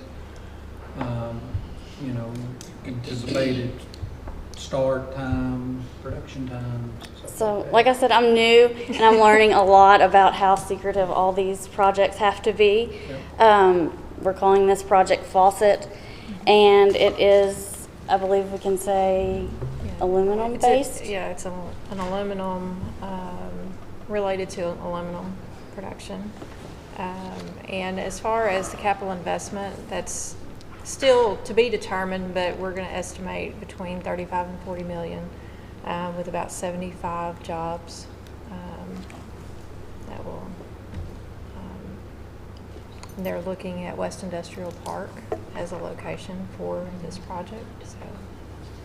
These are 75 full-time jobs. Yeah, with benefits, of course. So as we move along with the project, we'll be able to share a little bit more about it. But this is kind of the initial. We've been working on this project for probably close to a year now, but they're finally getting to the point where they're ready to apply for state incentives, and hopefully, like Brooke said, we can count on the local support and then the state support as well, so we can see the project move forward and share additional details. Do we know the counties that we're competing with? We don't exactly. I would say that there is, it's not necessarily a county in Kentucky. I would say that Tennessee is being considered as well. Well, we've approved a lot of these, over the years, and I think the return on investment is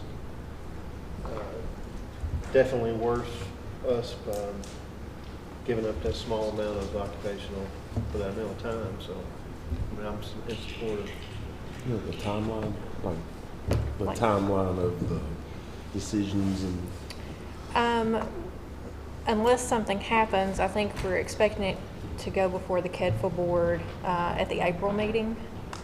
And then I think the SOP for the project, if it moves forward here, is, was it 2024? I think the end of 2024 is what we're looking at. As far as like a completion or a start? Hopefully completion, depending on, materials and that kind of thing. And how many employees? 75. Roughly 75.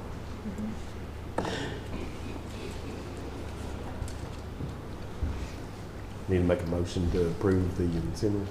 Yeah. So moved. Second. A motion and a second. Do we have any further discussion? If not, roll call, please. Davenport, Yes. Goodwin, Yes. Wilco, Yes. Harper, Yes. Crawford, Yes. Bolden, Yes. Baker. Yes. Thank y'all for coming. Thank you so Appreciate much. it. Appreciate Thanks for it. your support. No problem. And my apologies, but I missed the Fair Board, so we're going to ask for a representative from the Fair Board to come up, Amanda.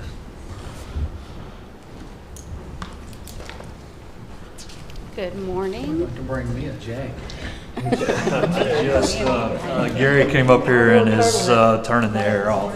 We should earn his vest. Wrestle him over his vest over there.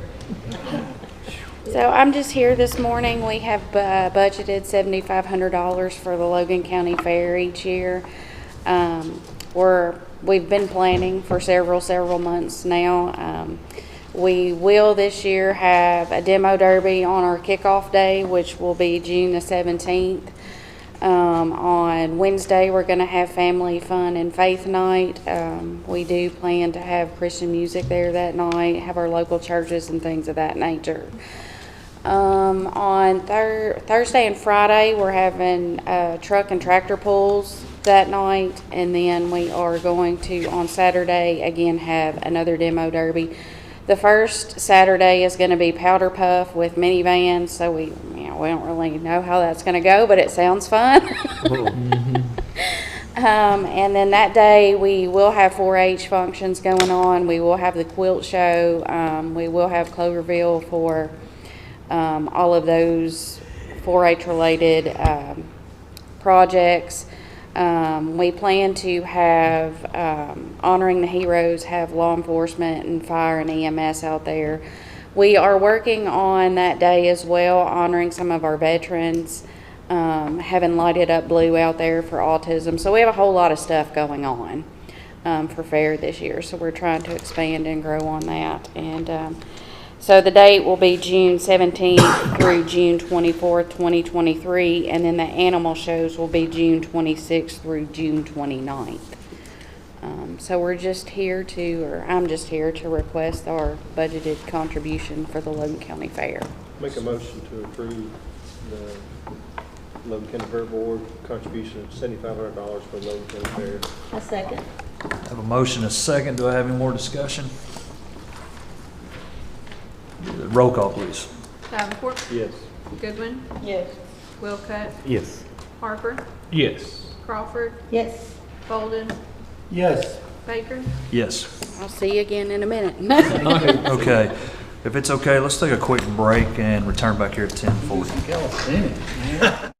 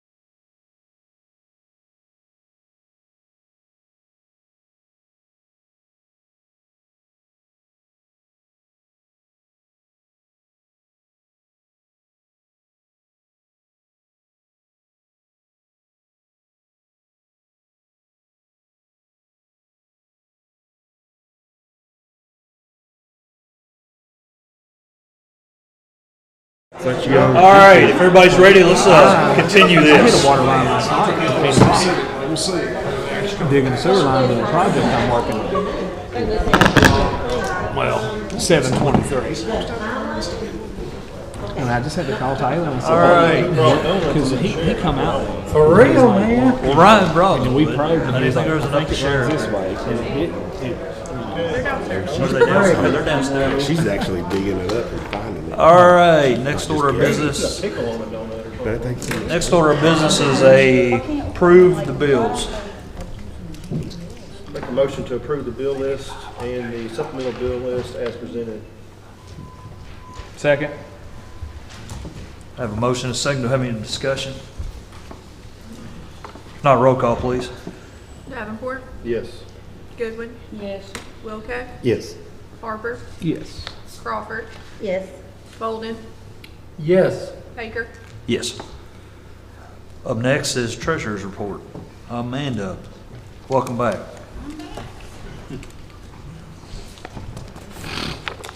Okay, so it's the end of the quarter, so I have several reports on your iPads for you today. You have the financial statement ending March 31st, 2023.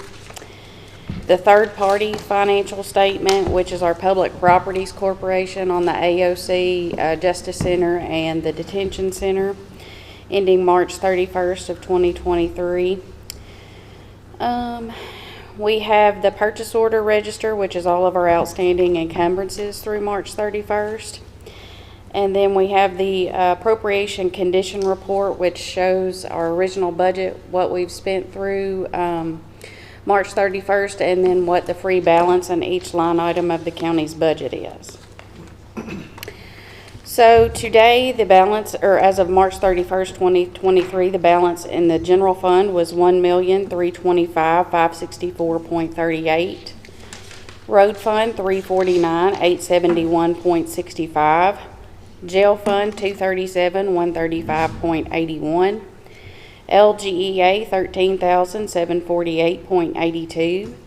Federal grants fund, $54.68. Solid waste recycling, $474,233.85. Parks and Rec, $752,578.27. Occupational tax, $7,782,062.24. Life skills, $154,029.63. 911 fund, $80,681.23. Health insurance fund, $869,902.87. County clerk storage fees, $23,278.12. ARPA funds, $5,103,967.78. National Opioid Settlement Fund, $136,788.83. Special Reserve, $4,191,132.13. For a total of all funds, $21,495,030.29. So acknowledged. Second. Motion and a second. Do we have any discussion? Roll call, please. Davenport, Yes. Goodwin, Yes. Wilco, Yes. Harper, Yes. Crawford, Yes. Bolden, Yes. Baker. Yes. And I do have two cash transfers for you today. We need to transfer $20,000 from the Occupational Net Profits Tax Fund to the jail fund. So moved. Second. I have a motion and a second. Any other discussion? Roll call. Davenport, Yes. Goodwin, Yes. Wilco, Yes. Harper, Yes. Crawford, Yes. Bolden, Yes. Baker. Yes. And we need to transfer $5,000 from the Occupational Net Profits Tax Fund to the LGEA fund. So moved. Second. I have a motion from Jason and a second from Tyler. Do you have any other discussion? If not, roll call. Davenport, Yes. Goodwin, Yes. Wilco, Yes. Harper, Yes. Crawford, Yes. Bolden, Yes. Baker. Yes. Is that it? Thank you. Thank you. Next up is road work request. Kelly is out working with the crew on this beautiful day and asked if he could be excused, and I told him to please be excused and do the work. So, District 1. District 1, J.R. Williams Road, sign like it's been sideswiped, just need to get it straightened out. Other than that, continue maintenance. District 2. Keep up with what he's doing. Deal. District 3. I'm putting in the basket of, need to repair the road edge on Millertown Road from where a tree fell and buckled up the edge. Drainage issue on Ferguson Road and drainage issue on Kingsford Road. Got it. District 4. Just all roads continue maintenance. Deal. District 5. I've already talked to Kelly about all this. Still gotta present it, because we're voting on it. Oh, okay. Guess I don't know what I'm voting on, if you don't tell me. You see what I'm saying? Yes, I'm sorry. Yeah. Yes, we have a customer, constituent of mine, who says his paving repairs have been substandard, they crumble, and they already need to be replaced.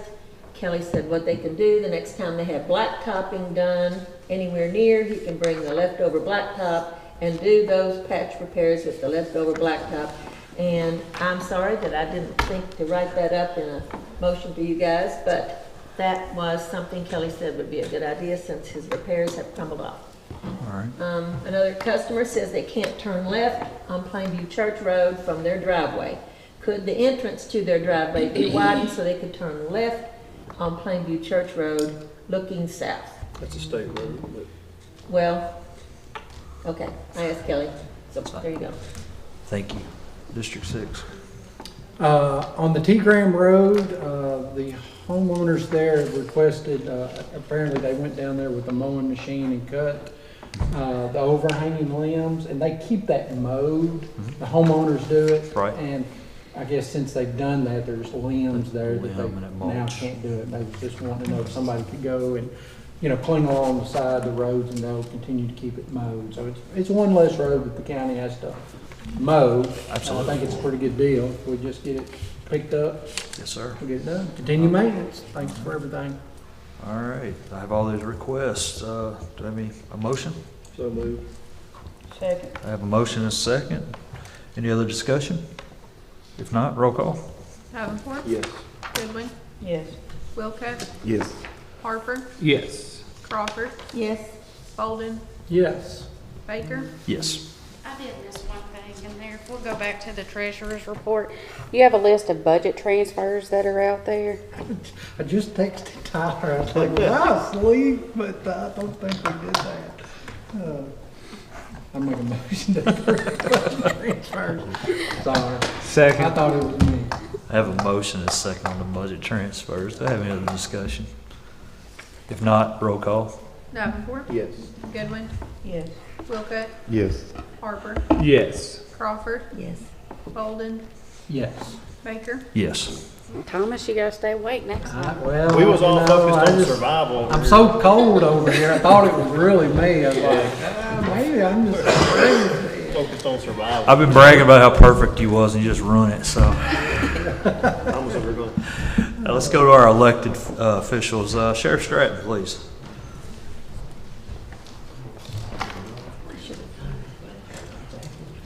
I need to get the fee report acknowledged. Make a motion to acknowledge the sheriff's fee report. I have a motion and a second. Have any more discussion? If not, roll call, please. Davenport, yes. Goodwin, Yes. Wilco, Yes. Harper, He stepped out. Crawford, Yes. Bolden, Yes. Baker, Yes. Harper. Yes. I appreciate that money in my road. That was blacktop Man, money. It was all right. What is it, man? Easiest $100,000 I ever made. I trust Steve, but I'm still gonna say. That's so funny. I know court had, Tyler had asked about Isaac Webb coming to court, the guy that runs the copper band that provides our IT service. he's here today if there's anybody that has any questions or wants to meet Isaac. Tyler, you was wanting to come up and kind of give a... Yeah, could you just give us an overview of what y'all do for the sheriff's office and the... I'm not a great public speaker. That's all right. Good I'm public an address. IT guy after a while. All right, so, thank you.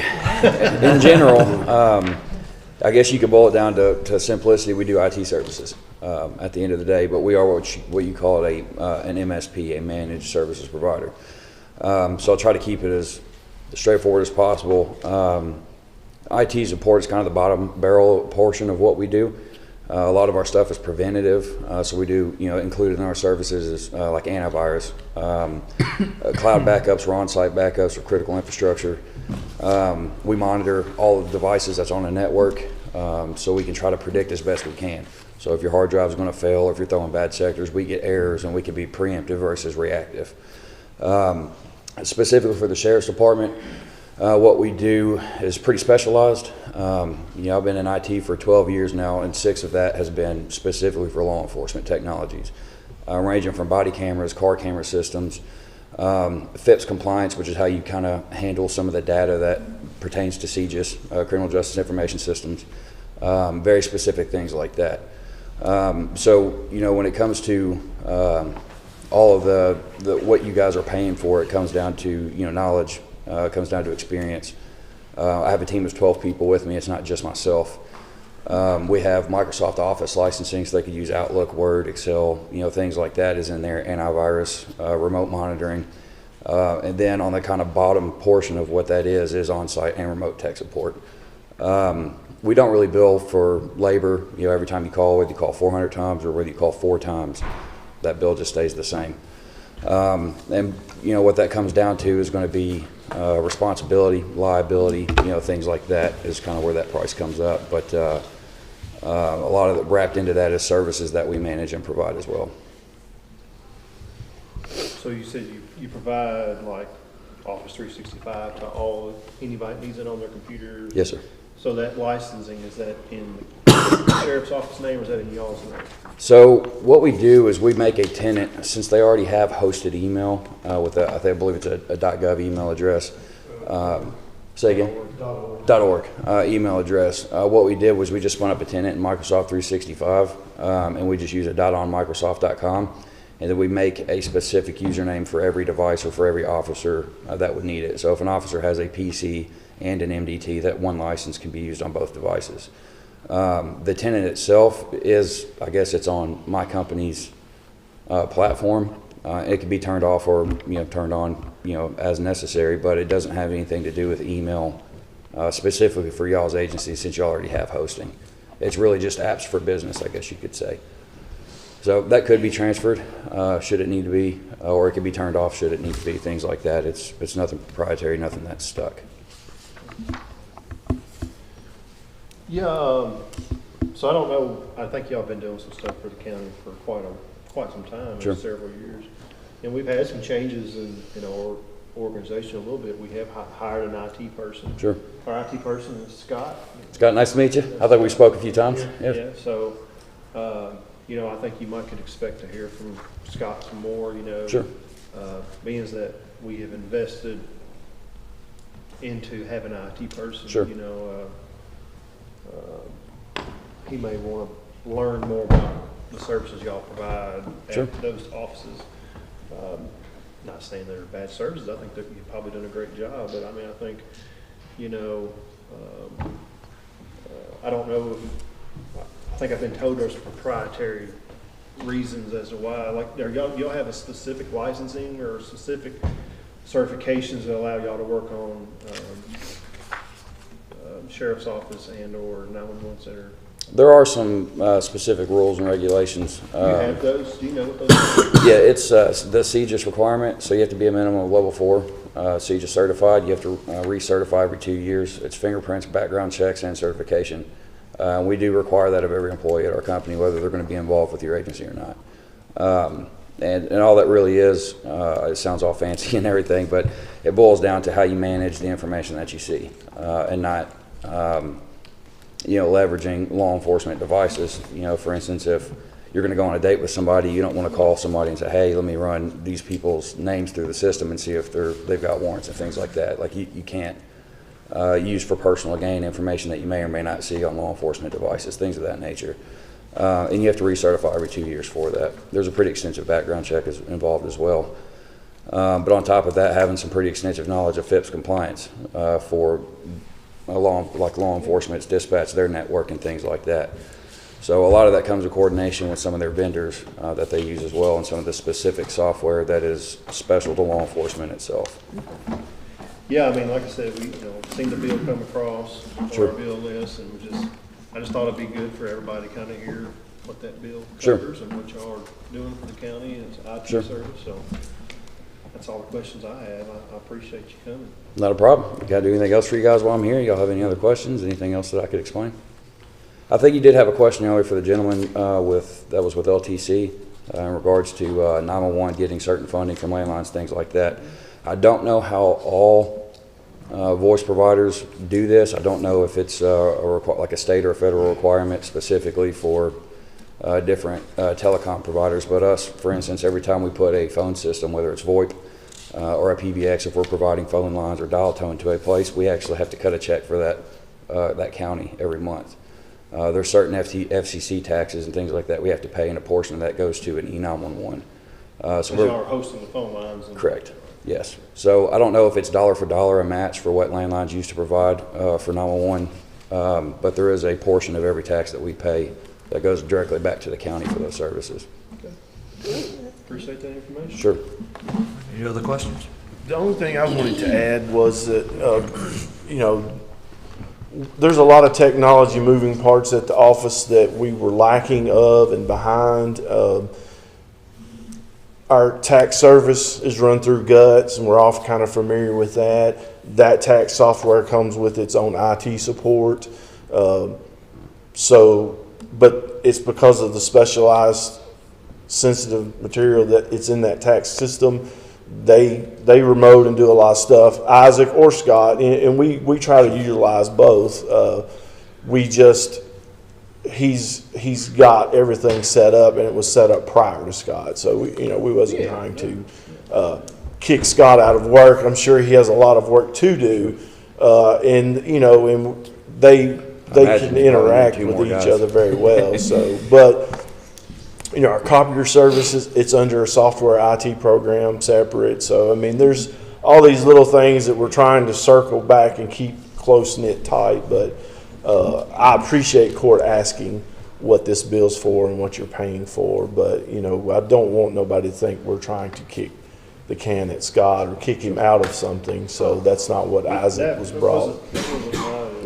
No, and I know it wasn't, but, I just wanted to make sure that, for so many years, we didn't have right, that our people could call, and they're right here in this office. So many years, we're so behind on that Scott's got plenty to do for a while. Absolutely. You know the thing with Copperband is he's very, very easy to work with for one, but it is a month by month thing, and that way if we need to get out and we're not looking to get out, but we've made sure there's an easier access to do that with.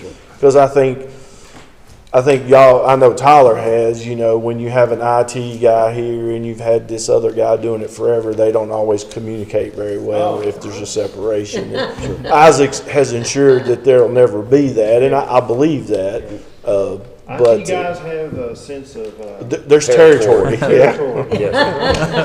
being territorial, like a dog. That being said, part of their yard, so I'm one of those. Honestly, I could mark my network cable. Yeah, honestly, when it comes to that stuff, I could care less. At the end of the day, what matters is the customer getting what they need.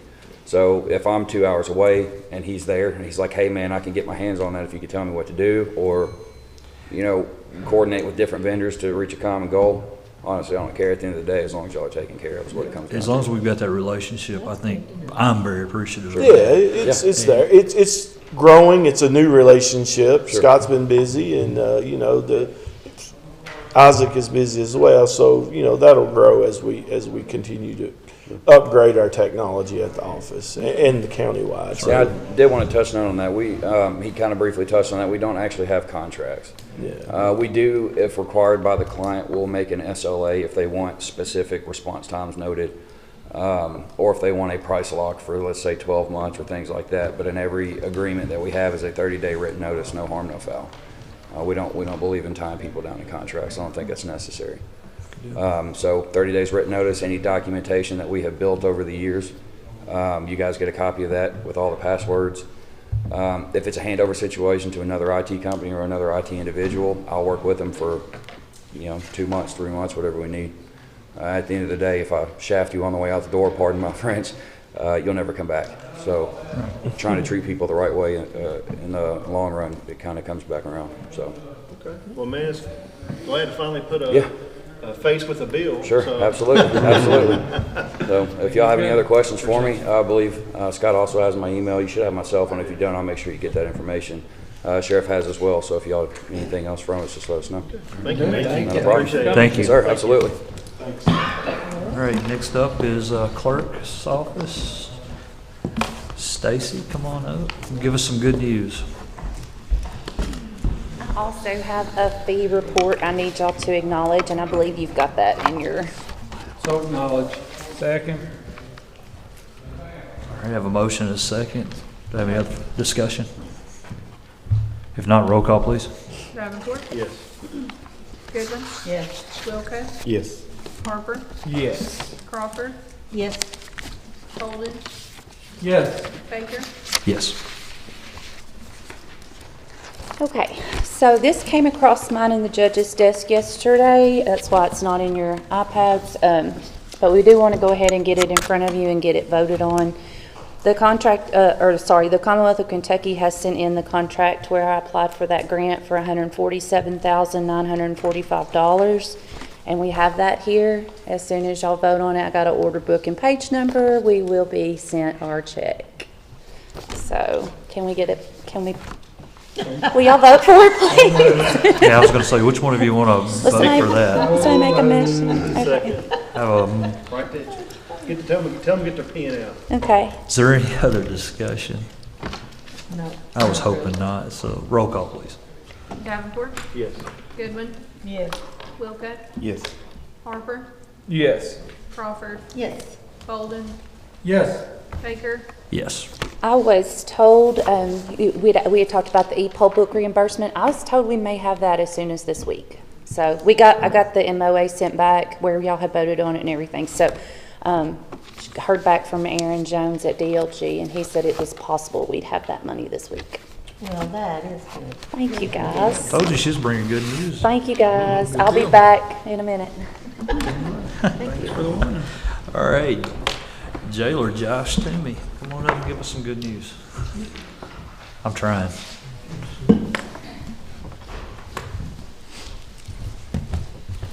Good morning. As of this morning, our count was 168.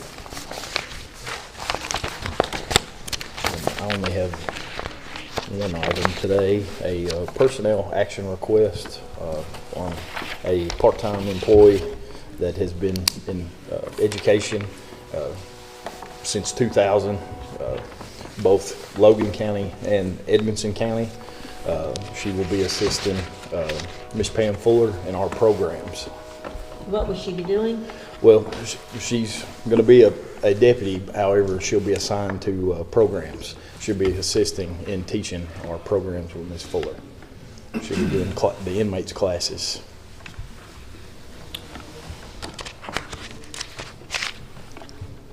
She's had worked in Edmonson County, where else?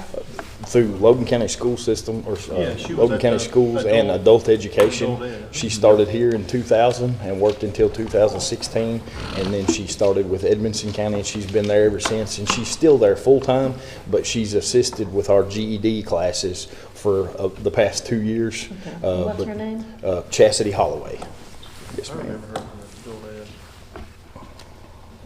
So is this a new position or?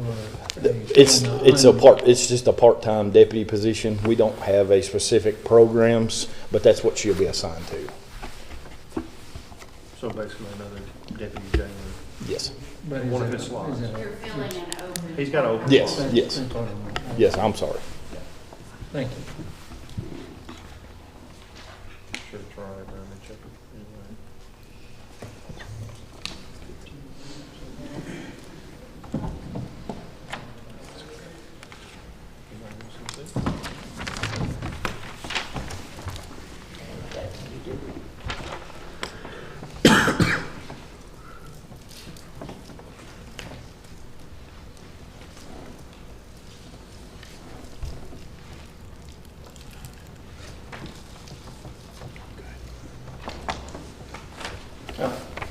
Somebody needs back. Oh, sorry. Make a motion to approve personal action request for Chastity F. Holloway, effective date April the 10th, 2023. Should be on the salary schedule LC-CC-1 with 15 years credit experience. Second. Okay, have a motion and a second. Any other discussion? Roll call, please. Davenport, Yes. Goodwin, Yes. Wilcott, Yes. Harper, Yes. Crawford, Yes. Colvin, Yes. Baker. Yes. As you speak with the other city officials, we're still working on getting our Class D numbers back up, and everybody that's requesting help or had help before, we're still working on that every day, but that's all I have. Thank you. Appreciate your work. Thank you. Coroner Ben, did you have anything?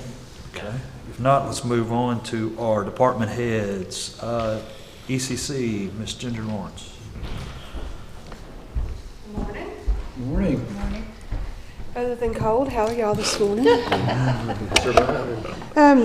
I just wanted to let y'all know that this Sunday I've got 2 leaving for the academy. So in 4 weeks, that'll put us at 6 full-time people, not including myself, that are certified. We got 2 more that have to go to the academy. We have 2 full-time positions and 1 part-time position is all we have vacant right now. So we're fixing to, get on the bus and hire some more. This is National Telecommunications Week, so if y'all think about it, call down there and tell the girls you appreciate them. I can say girls because we don't have any guys. I think what she meant by that was send donuts. We love food. Or A desserts. number other than Lunch. 911. Yeah, the 4911. And just kind of touching on what the sheriff said with Isaac, he does some IT stuff for me as well. He can do a lot of stuff remotely. And it always, when we have issues and need IT, it's always at 6, 7, 8 o'clock at night or in the middle of the night. And Isaac is able to log into stuff and get stuff done and get stuff fixed. Usually when I call him, we have a problem that has to be fixed right then. And he can remote in there, and he can also, with the equipment that we have that works with the sheriff's cars, he can remote into both of them. So that's why I use him a lot. Any questions or anything for me? All right. Thank you for the All right, report. thank y'all. Thank you. Okay. Denise, we spoke. She said she didn't have anything. Nathan from Solid Waste. Nathan Cocker. Good morning. Good morning. Hopefully I have enough hot air to keep you all warmed up here. Talk enough here. I'll try to talk fast, keep it moving, get to lunch. I had a litter abatement report for you all on what we did in March. We had 15.6 miles, 224 bags, and 81 tires. With several dump spots were cleaned up. One particularly stubborn area in South Logan I'm concerned about, and it's a lot of tires you might have seen on that report. If I would almost promise you that there were tire trees growing tires and dropping them off, but I know that's not the case, so we put up some cameras. We're looking to see if we can catch them. But we have cleaned up some dumps. One in Auburn was pretty big that the city helped with. Appreciate them. Several nonprofit groups are working. If you noticed on the treasures, there were some odd dollar amounts. I'm letting them do a little bit extra because I want to spend the money. Since the money is there to spend, I want to let them spend it, at least for the time being. So while we have that money there. On the recycling report, we did have 29 bales and several hundred pounds of paper. Tim and the detention center crew are running good. The numbers are looking pretty good from my perspective, and so I appreciate their work. I rattled through that pretty fast, but I did also have a recycler to approve. I'm getting near the end of my list. Logan County Salvage, which is out on Highland Lick Road. I inspected them in this last couple of weeks and just present them for approval. Motion to approve. Second. All right, have a motion and a second. Any other discussion? If not, roll call. Davenport, Yes. Goodwin, Yes. Wilcutt, Yes. Harper, Yes. Crawford, Yes.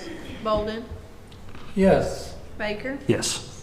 Did you have something, Ms. Crawford? I was just gonna tell you, so many people have called to say, who is doing all that work? And I said, well, I think that would be you and the people who work for you. So thank you. I mean, everybody can see all that Auburn work. Thank you. Yeah. We're glad to do it. Glad to do it. Thank you. Now, I'll just remind everybody of the events again real quickly we have coming up, and I have a little thing at the end here that might take a little more time, but the Tire Day is Friday, April 28th from 8 a.m. to 10 a.m. at the Road Department, the County Road Department. 12 Tire Max passenger tires, Logan County residents only.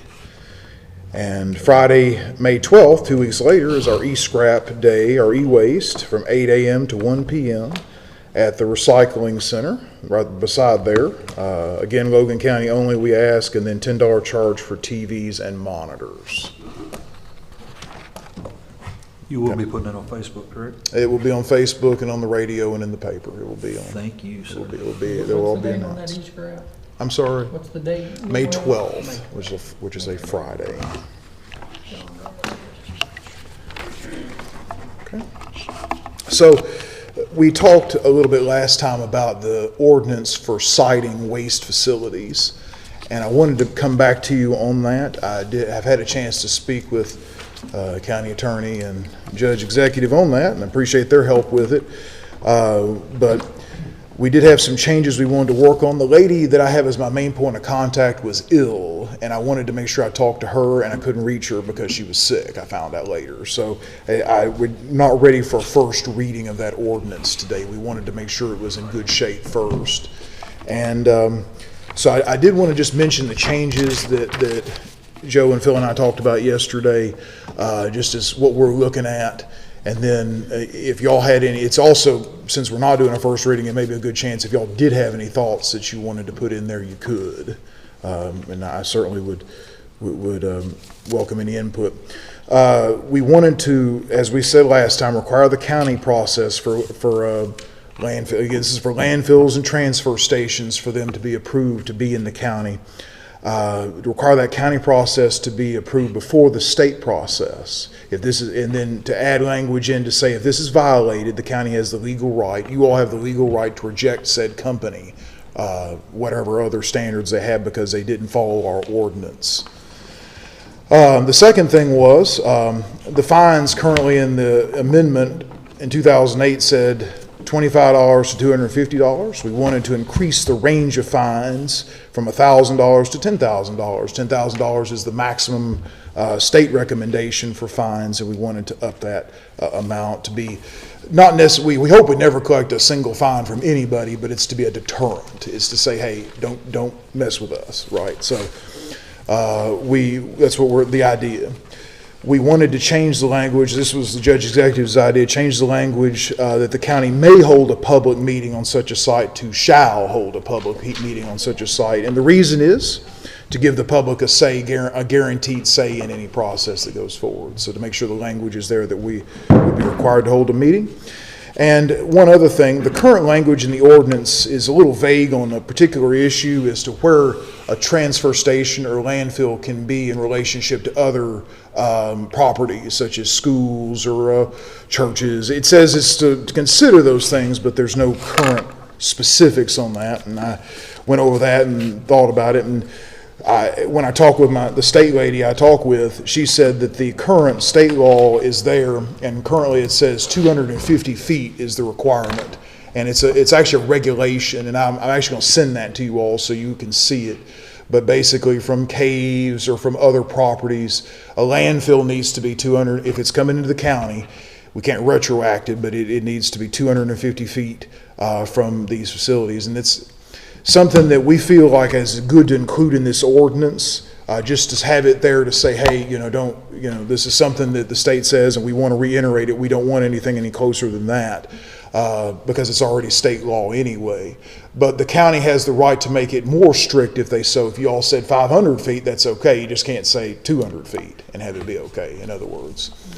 And so I just wanted to present that to you. If y'all had a thought on that, 250 feet's not a lot. If y'all wanted it to be more, that is your all's right.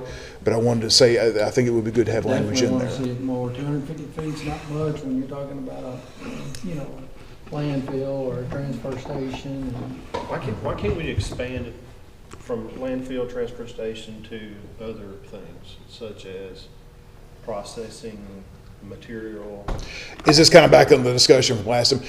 There's another ordinance that deals with that, because the fellow you're talking about out there your way would be what we would call, just kind of when I was thinking about it, he's a recycler would be what it might be called. And we have an ordinance that deals with that also. And it would probably be better to keep those separate because they're a little bit different things in my thoughts. So, but it is an ordinance that could be worked on and enhanced as well. Okay. Yeah, we can talk about that another time. Yeah. But there is an ordinance that deals with that specifically as well. So.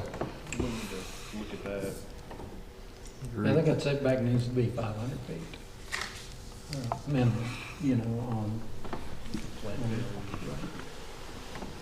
and I'm not so sure you don't, like we did with the solar, that you gave even more consideration on those setbacks to things that were, public use, such as a school, a church, a business, waterways and cemetery, caves. nursing.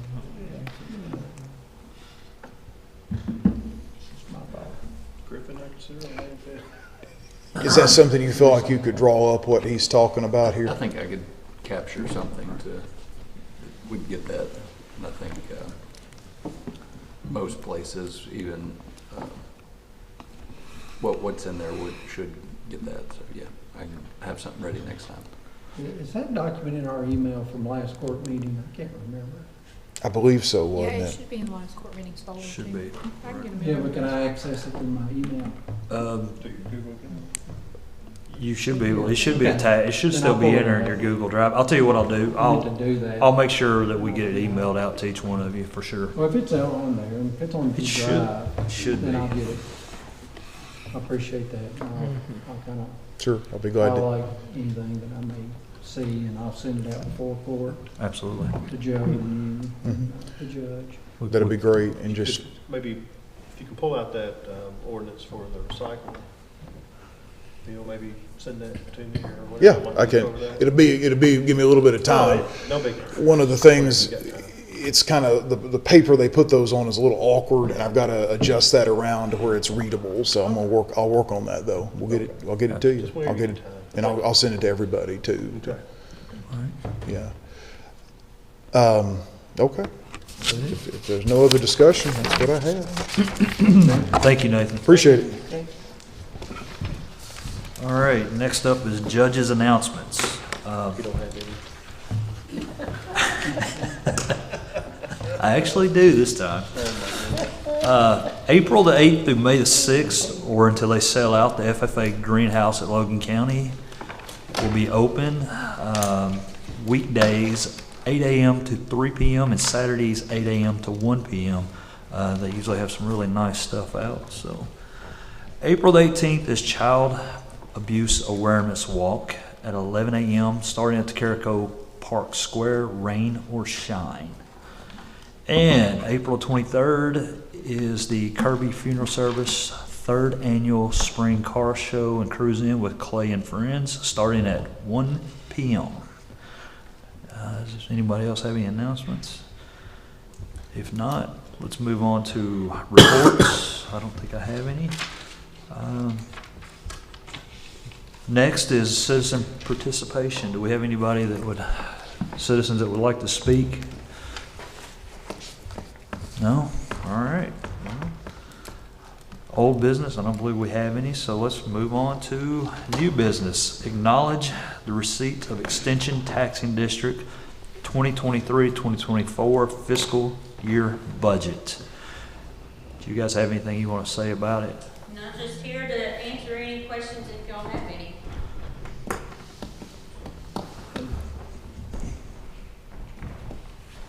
Phil, if you don't mind, I'd like to introduce myself and Rachel to you. Yes, please come on up. Please come up. I'm sorry.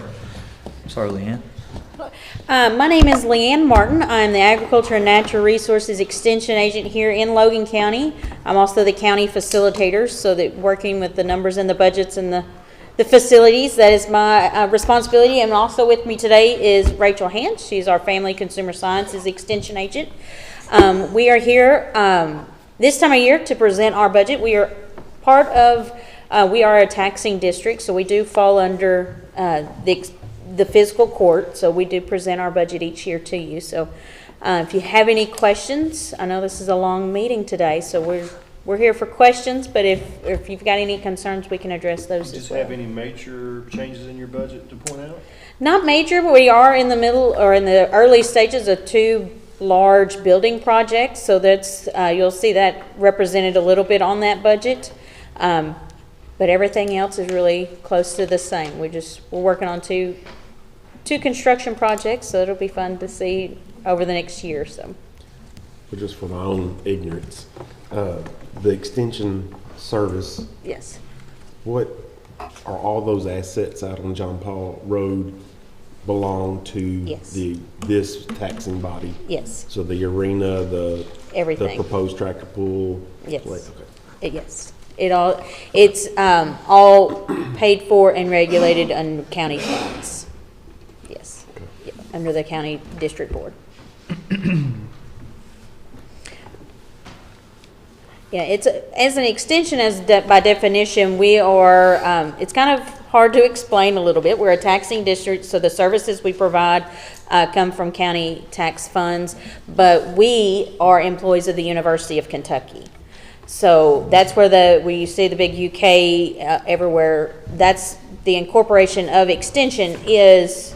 The idea was brought that, earliest parts of when extension was born, that they brought the knowledge and the information from the college or the land-grant university, which is the University of Kentucky, down to the constituents, down to everybody who's lived in the state of Kentucky. So that is our job. We are an extension, by definition, from the university to here in the county. But it is our job to bring those programs, that information, and those services to the local body using county funds to do that all county funds stay in the county.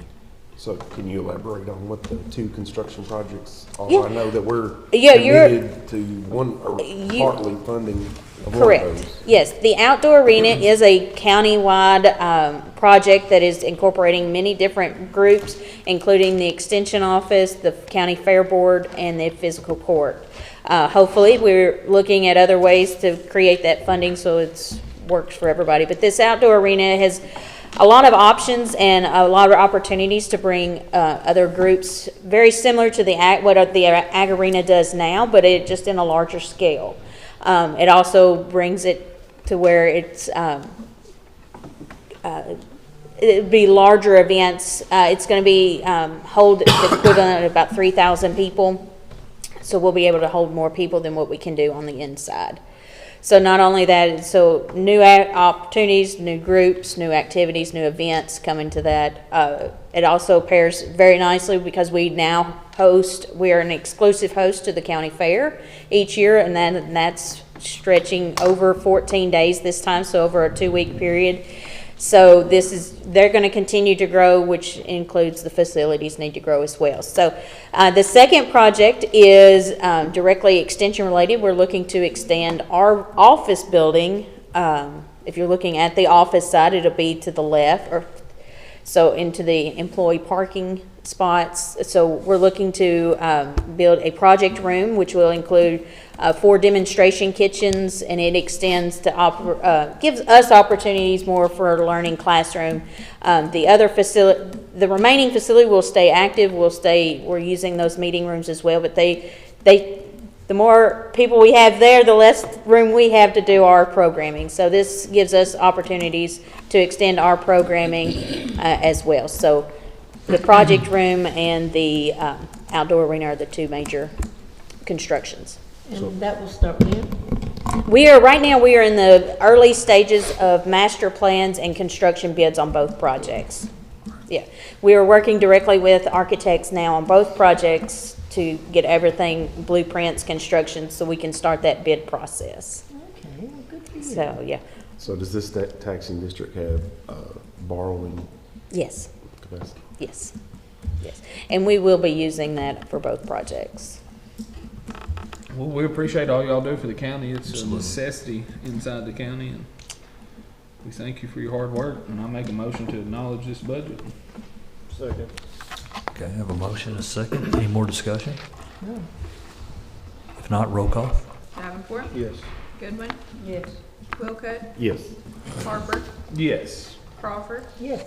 Golden, Yes. Baker. Yes. Thank y'all so much. If y'all have any questions, come by and see us anytime. See y'all. All right, moving on to item number 2 of new business is open bids for half-ton crew cab for the Logan County Road Department. We have received 2 sealed bids for these, one from Newton Chevrolet and one from Hunt Ford Mercury Hunt Chrysler Group Center, excuse me.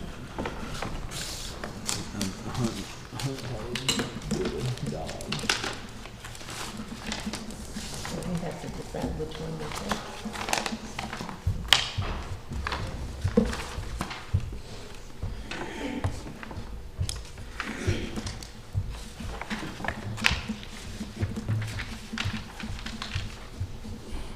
I don't know if she said it, the tax rate stayed the same. I'm pretty sure it did. We approved the tax rate at a different meeting. Yeah. This was just the budget, that Straight over. proposed tax rate. I don't remember. It what seemed the like it went total down was. last year, and then maybe this year it stayed the same. I can't remember. That's correctly. the right rate. I just assumed it was probably reflected in the budget if they would. But they usually come for the tax rate first, and then build their budget based on that acknowledgement. Because they are used to, all we had to do was acknowledge it. Now we have to pass it. You know, that tax rate, they used to have, state KRS said all the county could do was acknowledge that. Taxing district all of it? Each of recommendation. them? All we Each had of to do was acknowledge it. They could do whatever they want. Now we have to approve it. They changed the statute, and we have to actually approve it. So they can't make that increase or decrease without our approval. What do we have, 16 taxing districts? Is that 16, right? When you count the watershed it's like 5 or 6 lakes watersheds. and But it's the not on health your bill, it's department like scattered and out, like the Logan, water Logan, district, soil and conservation. Kentucky, Logan Tide. 16 water, may be too and it's a much. bunch of them. But they're not taxing districts. You don't. No, the watershed lakes are. Right. The library. Oh, I thought you was talking about water districts and water No. commissions. I thought that's No, what you they said. bring their budget to okay. us, but we don't have to approve their rates. I'm sorry. So we have 16 that we do that. It's a bunch. I It don't might remember. not be 16, but it's. I thought you were still just acknowledging. I didn't know. No, we have to change that KRS It's several like years 2 ago. or 3 years ago. And we actually approved it. I just guessed 16. I think that's what I heard. All right, we have 2 bids. The one from Hunt Ford is for a 2023 Ram 1500 Tradesman. It meets all the requirements of the bid specs, and it is $44,449. The second bid came from Newton, and it was $44,130. And that is assuming that this truck is still available. If that truck is not available, the next vehicle would be $500 to $700 higher. So it leaves a little bit of questioning on, Olivia, we tried to get a hold of these, Newton, and we were not able to get a hold of them to check to see if this truck was available. So that leaves us the question of, and Hunt never said whether that truck was currently available. I didn't see, ETA 6 to 10, 6 to 10 months is what this says. We need to try to get a hold of these people real We used to quick. buy the Fords for like $32,000 a couple of years ago.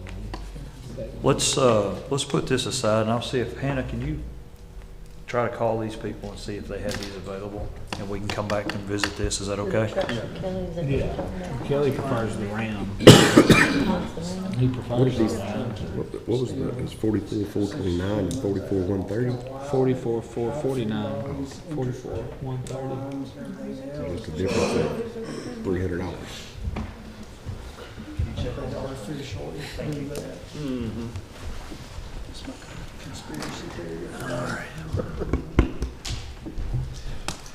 Okay, next is opening annual bids for fiscal year 23-24. I think that was exciting. Hang on, we only got 400 up here. First is the bid for rock. So, do we have to open these? Do we have to open these? There we go. We only have one bid for the rock. Well, I'm saying, I know we're gonna do what we already know what we're gonna do, but I'm just saying. You have to acknowledge with the amount, you know, what it is. Yeah, so we'll have It's a like, variety, it's 2s, 4s, 8s, it's all. so we'll have like Hanson bid it, most of the time they're the one person that bids it, but next year we're gonna have another company. Bid every year. Yeah, but it's bid every Didn't year. even think about that with the individual envelopes. But like on your asphalt, you got like 4 or 5 different companies that bid it, Scotty's, Road Builders. You talking about the hot mix? Yeah, hot and cold bid. Yeah, I don't blame him. Road builders still in existence? Yeah, they're big. Madisonville.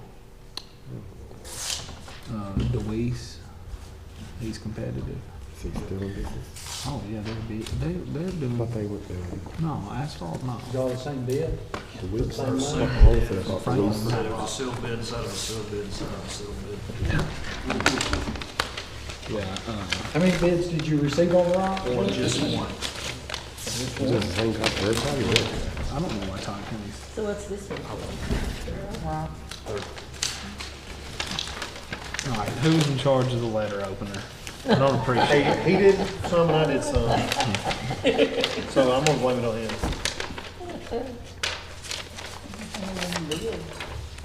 So who's this company? This is, Is this Hanson? I believe it's Hanson. Yeah, Heidelberg changed to Hanson. Hanson changed to Heidelberg.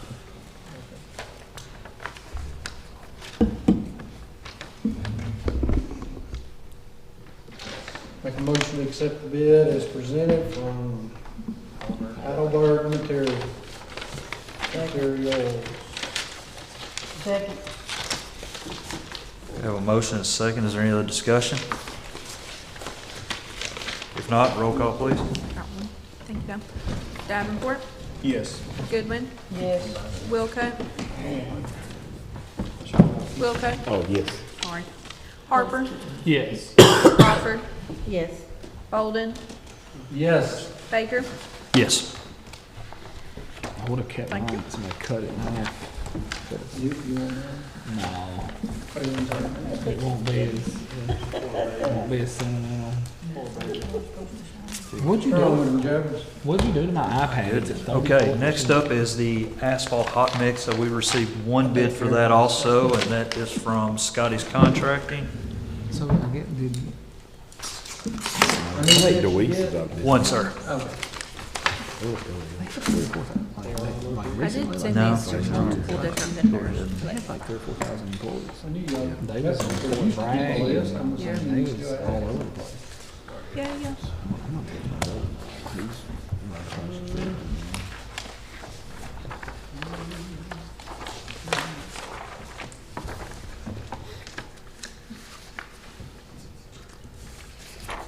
I think there's two there, maybe. Or just one.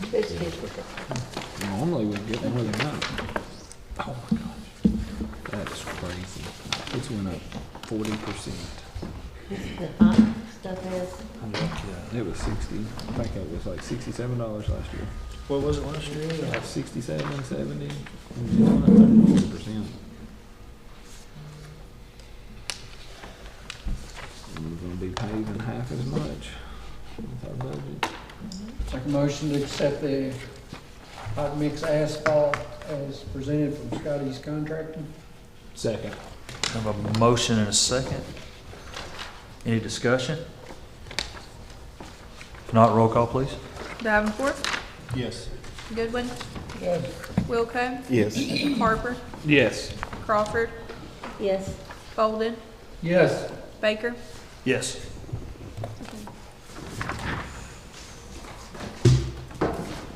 Okay, next up is the oil for the cold mix and Pugville. I don't think we received We don't any. do any Did paper. not. We did not receive any for that. Okay. I wasn't- Next up is bid for fuel.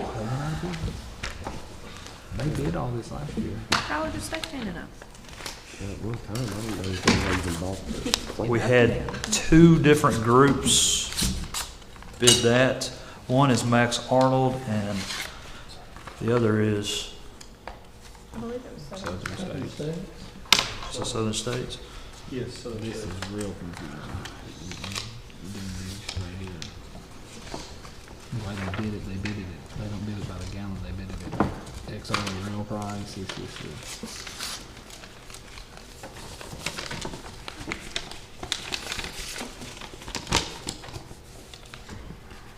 They want you to see this point.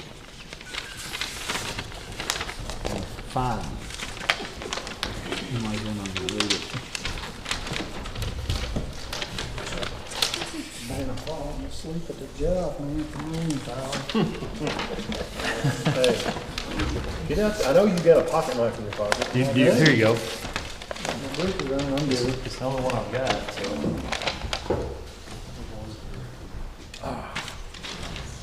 Thomas, you want to explain this? One's a little different from the other one. Oh, Lord. Thank you, sir. So, on fuel, that is based on a rack price, which means the price they paid for it when they picked it up down in Nashville. That's called the rack price.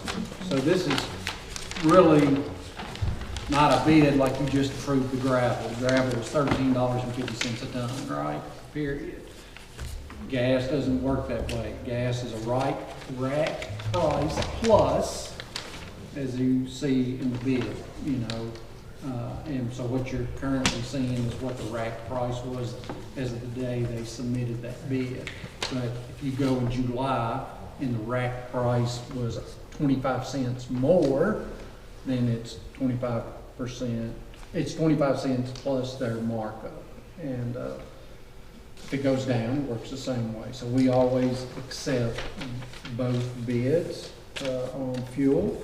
So I therefore make a motion that we accept both bids from Southern States, Russellville Co-op, and Max Arnold and Son as presented. I thought we rejected them and allow the judge and. Oh, yeah, that's right. That's right. I take it back. We have to reject it because the auditors didn't like that, right, Amanda? Reject it, let the judge executive negotiate. Yeah, we rejected the bids and let the judge executive. Which vote. basically means get fuel where you want, where You the get it. most convenient spot. Yeah, but we can only get it from Right, these two. but them two. You can't go down to the Handy Food Mart and buy because they didn't submit a bid. So just for clarity on, for like Max Arnold and Son, this rack effective 4/10/23, is that just given as an example of what the price is yesterday? Or is that presented as a fixed? That's the price yesterday. If you would have bought but fuel they're- yesterday, that's what that price was. So they're not presenting this as a, like. A locked-in bid? Yes. No. Yeah, you don't know. Their bid is that increase on top of the rack price. Are these comparable? I mean, it looks like to me one's less than the other. It don't really say that. Yeah, As long as You look at It's the really confusing. percentage there. I would have taken rather that to than mean that this is what we're offering. dollars. Yeah. What are you saying now? What's your- It does, that's because I'm just looking at Southern States. It looks cheaper, but maybe it isn't. Given the It's rack price plus 8 cents per gallon, plus the federal tax, plus the state tax at the time our gasoline is, at this time our gasoline is conventional non-ethanol. So what their price is, rack price plus 15 cents is their margin. And I guess why I asked that, Thomas, is that, like I said, if you just read this letter from face value, it doesn't sort of appear that it's a fluctuating situation. I mean, there's no like disclaimer. Does that make sense? Yeah. I mean, it's almost like we're quoting you what it is yesterday and it's locked. No, it's not. Okay. It's a rack price, whatever they have in their tank, they know what's in their tank and what they paid rack price for it. So when they pull up there and the sheriff's department fills that vehicle up, they say, hey, this is Logan County Sheriff's Department. The rack price on that day was in that tank was $2.50 or 74 cents or 57 cents, I'm sorry. And then they calculate all those other things. If they pull up 2 weeks later and that rack price was $2.31, then it's $2.31 and calculate all those taxes and rack price. And I get that. I just say it just doesn't really express it that way. To keep up with fluctuating day by day. And that's the reason we reject the bid, because the rack price that Max Arnold may have at the time may be a different number than the rack price that was at Southern States. But I think you could probably expect Southern States rack prices to be a lot higher. They get a different, they get their fuel somewhere else, so their rack prices are probably higher, which means they might have a You can't just smaller assume margin. that the 8 cents more per gallon makes them less, because their rack price, what they pay, may be different. Okay, that's why I was confused, because these aren't the same. Okay. Do we generally split it up about 50/50, or do we tend to? I make a motion that we reject both bids and allow the judge's office to negotiate with the two bidders to when and where we purchase fuel. So do we keep these in our files? You can if you want. Second. Okay, you're handing it to her, is there a reason? Rotating file over there? Okay. All right, I've had a All right, motion I'll and a put 'em in second there. to reject and let the judge's office negotiate. Do we have any more discussion on this? If not, roll call. Davenport, Yes. Goodwin, Yes. Wilcutt, Yes. Harper, Yes. Crawford, Yes. Bolden, Yes. Baker. Yes. All right, Tyler. All right, next up is corrugated pipe and coated pipe. We have two bids. One, it looks like it's from Hogan. The other one looks like it's from JEFA Metal Culverts. Yeah, they approved our, I think that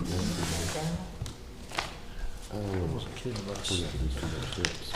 Seal bids up, seal bids up, seal bid. Nobody getting in this one. Is that Hogan? Is that one out of Missouri or Somerset? Hagan. Hagan. Here you go. So what's our policy about putting in tiles and costs?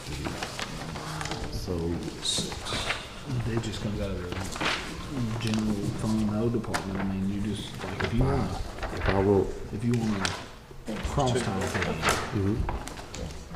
is it a cost share, or is it, so if I wanted 10 tiles put in along the road frontage, then the county's just expected Is it a to? cross tile?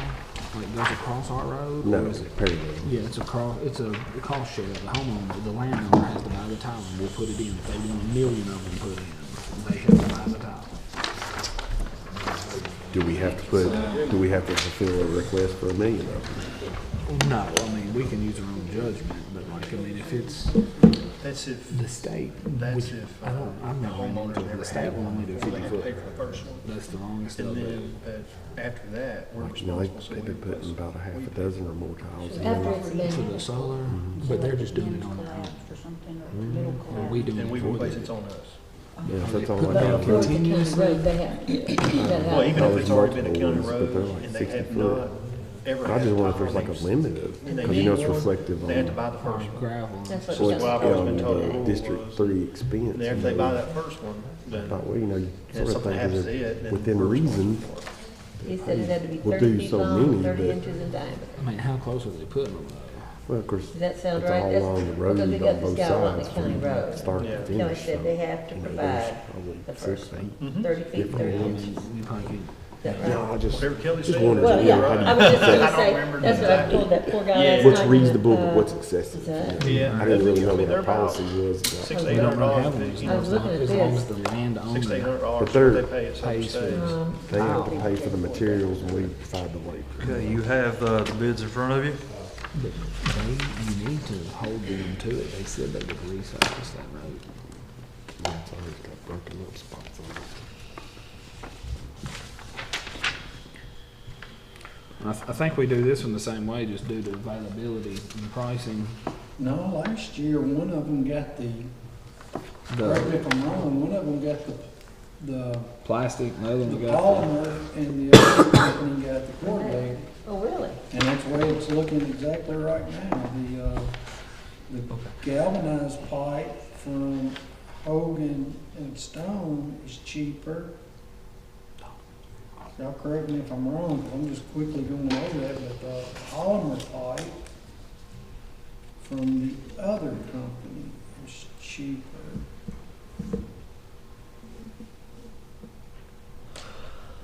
Yep, 42, 30-inch pipe. Yeah, polymer's way cheaper.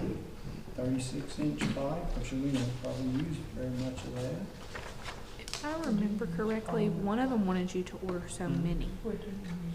And I can't remember which one, but one of them, like, no they letter. wanted you to order. $6,000 minimum. Was there a So many letter at a with either one of these? But I don't know if that's a requirement now. I think that was part of their bid last year. Yeah, it's this one, it's this one right here, it says, the above price are based on a $6,000 minimum order. Yeah, which I don't have that one in front of me, but I knew that there was something about one of them that was. We do drivers. We don't buy them Mm-hmm. After the first one, we're responsible for the last tile. though. I didn't know that. Homeowner has to buy the first tile, and then after that, we're responsible for the tile. I'm not Because replacing. the county right away. I'm glad you told me that. That's something to know for the future. People generally don't like that they have to buy the first tile. Judge, due to some of them being cheaper on one size pipe and the other one cheaper on another size pipe, I'd like to reject both bids and allow the judge's office to negotiate with these two bidders, Metal Culverts Incorporated and Hogan and Stone, to buy the pipe needed at the best price. Second. Have a motion and a second. Any other discussion? If not, roll call, please. Davenport, Yes. Goodwin, Yes. Wilco, Yes. Harper, Yes. Crawford, Yes. Bolden, Yes. Baker. Yes. Next up is industrial tire and tubes delivered to the Logan County Road and Barn.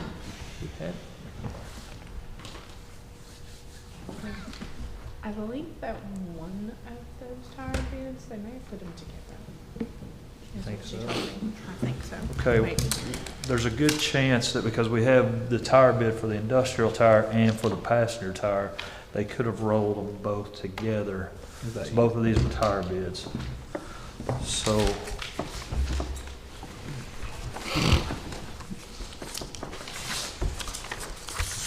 we had two separate bidders. One is Best One out of Bowling Green, the other one is Trimble from Adderall.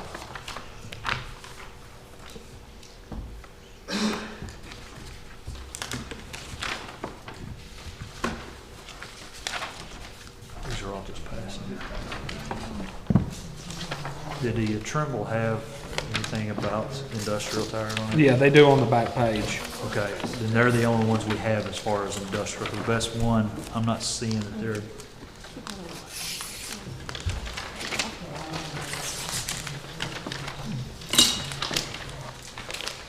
Can you just let me open my own if you're gonna keep cutting mine in half? How do I know which one's yours? Who's this one? Best. That's Trimble. That's Trimble? Yeah. Yeah, Trimble was the first one.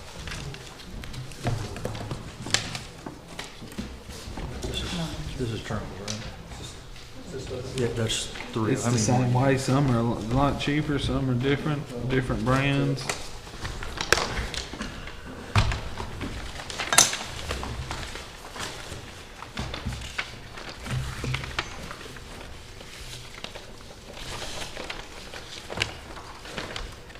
We'd be doing the same thing again. Oh, they didn't do industrial. Oh, well, we're looking at passenger now or industrial? Industrial's first on the list, so I suggest we start there. The only one that bid industrial was Trimble. Trimble's correct. So I'll make a motion to accept Trimble's bid on industrial tires. Second. Have a motion and a second. Any other discussion? If not, roll call. Davenport, Yes. Goodwin, Yes. Wilcott, Yes. Harper, Yes. Crawford, Yes. Bolden, Yes. Baker. Yes. Next up on is the passenger tire and tubes. We had two bids for that one. That's Best One and Trimble. So, what do we do about, I mean, there's only a few tires, but Best One is cheaper. I don't know, maybe 5 or 6, correct me if I'm wrong. I mean, but what do we do about going to Bowling Green and, you know, the time that the sheriff's department would have to load up and take a vehicle to Bowling Green and all that? I mean, is that way in this decision making? Here, I That mean, would factor into what your best bid is, so if you can articulate. The overall best bid is Trimble, so. yeah, it's that's what only, we like I have said, to- there's like 5 tires that are $10 to $20 a tire cheaper, and that's $80. You And- can't send an employee to go take the day off, go to Bowling Green.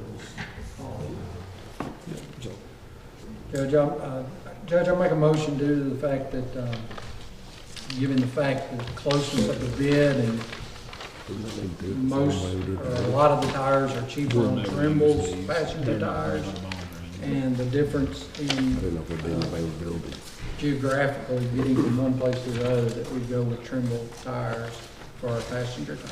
Second. Have a motion and a second. Any other discussion?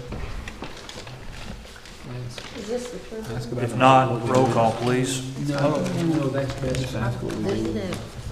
Hey, what, I just wondering why it's not the same sort of situation as the others. You know, what if it's a question about availability, or do we leave them to the option open? That could easily play into it, you know. This one, I mean, and this I one. anticipate that 90% of the time they're gonna go to Trimble's, but do we do the same thing about leaving our options? I apologize. I was just sort of curious, why would the same philosophy about rejecting the bids, the way we did the fuel and the other, not play into this scenario, in case it's a situation of availability, you know? What if Trimble's just doesn't have a tire that's needed, well, it leaves them the option to go into this place? Yeah, I can't answer that, that's, you know, We just have get. had that in the past, and we just have to type up an explanation as to why we went to a different service provider and attach it to the bid whenever we have availability issues. There's no law to just get bent out of shape when you don't accept a bid and buy from them. You know, we have to give that explanation when we reject all bids. It's pretty easy to do with fuel because it's not a bid. You know, the bid is no good the day you got it because it was yesterday's bid. wasn't the days. They don't hammer us, they used to hammer us pretty hard on that. And we just kept arguing back, well, it ain't a bid, you're mad at me because we rejected all bids, it wasn't a bid. Did not give us a No, bid. accept all bids in full. We did a whole lot of different things, and they would accept it for a while and then change their mind. Yeah. This one's been working for a little while until it Yeah, they doesn't. reject all. Unless it's like. I mean, I agree with you, Chris, but I don't have an answer for that because, you know, like you, I'm kind of new to this. This is my first time running this. But there's road. availability issue, Amanda's saying that you could go somewhere else and just have had an explanation. As long as we have a Trevor letter. didn't have in. his tire, so we went down to Brad's Auto and bought it, because, you know, cruiser sitting on the side of the road with a flat tire, you know.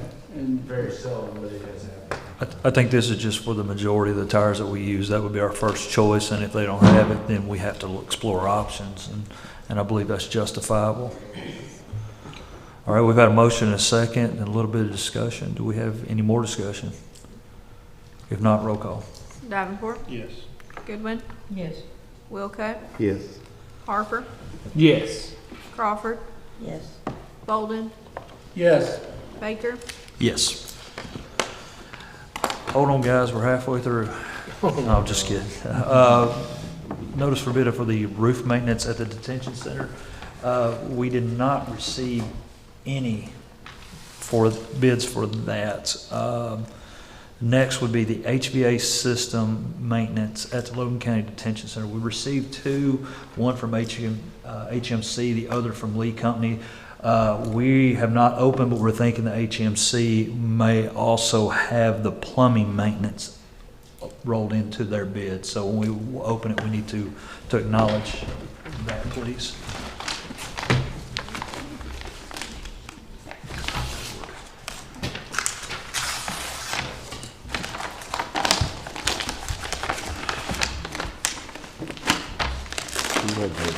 Who had the roof I maintenance? believe Lee Company sent us a copy of War and Peace. Preferred. preferred construction services at Stuart Ritchie has the plumbing. Nothing else I'll make you laugh. So, this is gonna be roof maintenance, HVAC and plumbing? He said he didn't have. This will be any response for HVAC. roof. Oh, HVAC and plumbing. Is that just plumbing? Yes. Oh, sorry, there's another, in the folder, Is there another letter in I there? think y'all should try to contact them. Say, come down every time you call.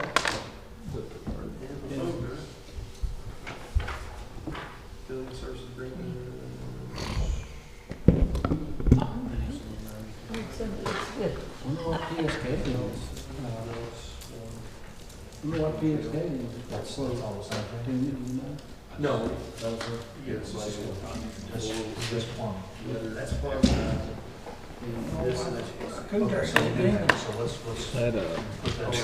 That 12 o'clock lunch bell. This is just,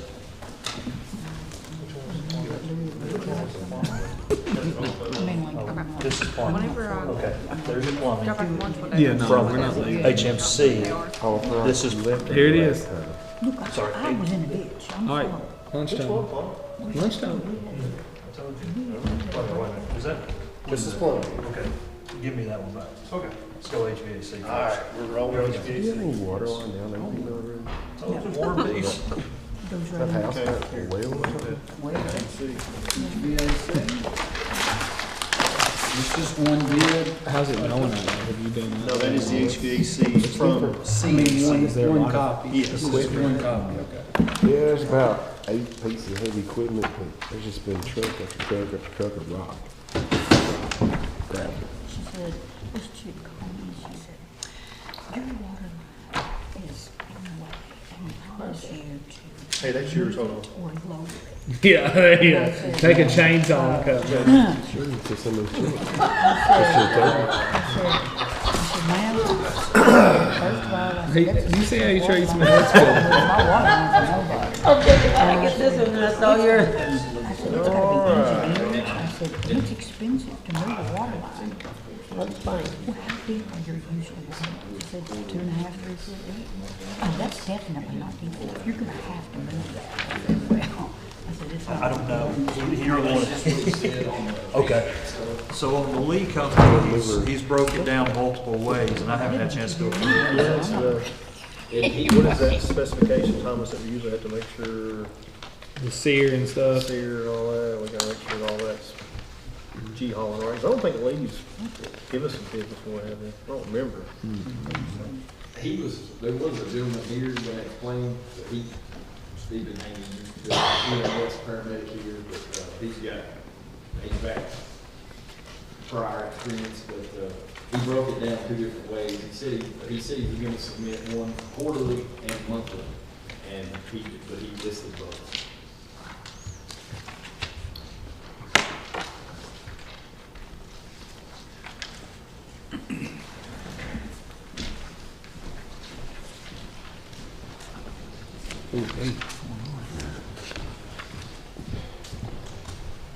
This is crazy.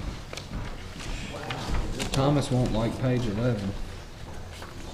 Take a while just to decipher some. We got like 15 different brand units on the rows.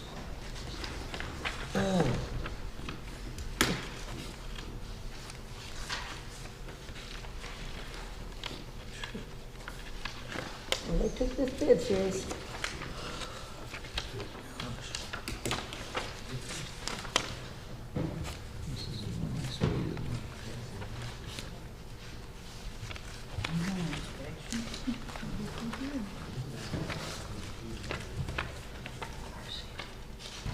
Somebody say something about cheeseburger? 39 air filters in that jail. Stephen said he was Right gonna now, go I'm get hearing food. food. 39. Okay, I'm hearing food right now, I'm just Stephen telling said he you. was gonna go get everybody. My stomach, nose, and ear. On who's replacing this bid? Yeah. You gonna make it out? This bid. It's like a lunch break, nobody showed back up. A quarterly service and filter change. Stephen made it. And he describes what he'll do in the service. And then he's got it a quarterly service and monthly filter change.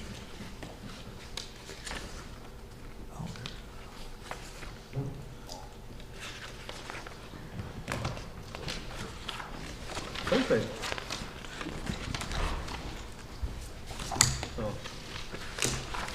Never mind.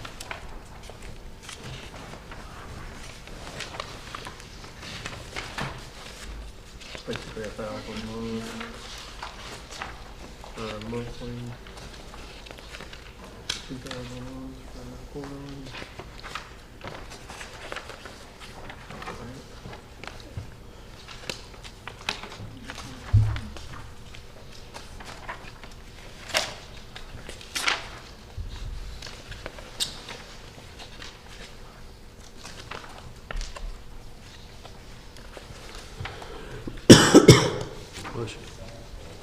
You did get a copy of both, didn't you, Tim?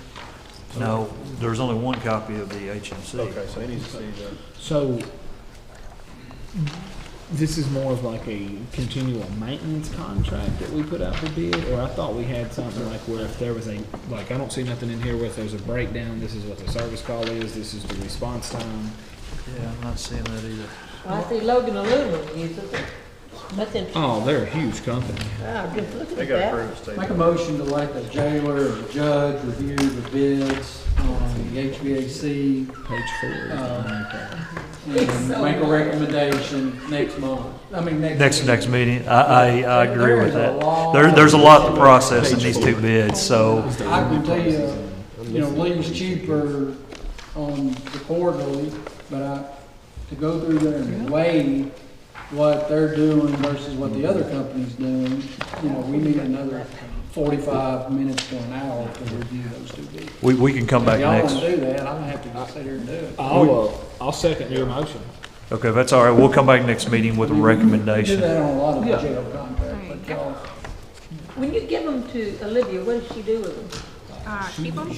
Get the shredder? No. If you want to keep them, keep In a folder, That's a good one give them to everybody that needs them. That's a good one. She by the keeps way. one copy of everything that we touch. Yes, like one original with the envelope. The thickness of this kind of preempts me. Okay. We had Every single copy. we've had a Don't. motion to and a second to move this to next fiscal court meeting with a recommendation from Jailer Toomey and myself. Do we have any other discussion? All your free time. Yeah, every bit of it, all that free time I have. You guys feel free to come over and give me a hand with that, one at a time though. If no other discussion, we will ask for roll call, please. Davenport, Yes. Goodwin, Yes. Wilcott, Yes. Harper, Yes. Crawford, Yes.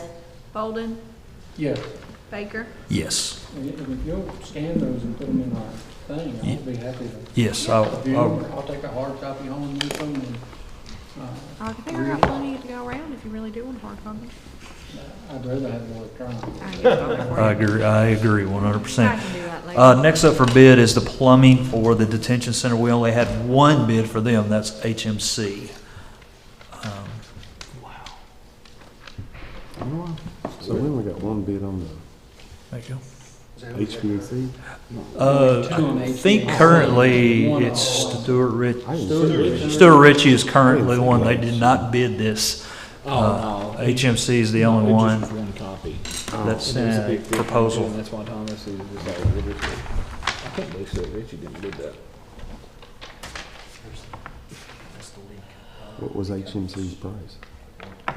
$75 to drive out to do it, That's cheap. I guess. A homeowner, that kind of bid's not. Paying $50 to come and tell you can't afford it. That wasn't directly to, that was directly to somebody not wanting to make.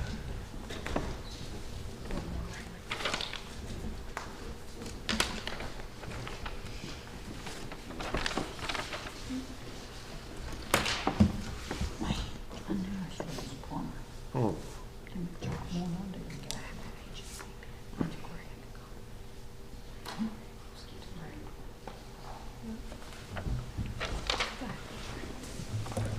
Would, I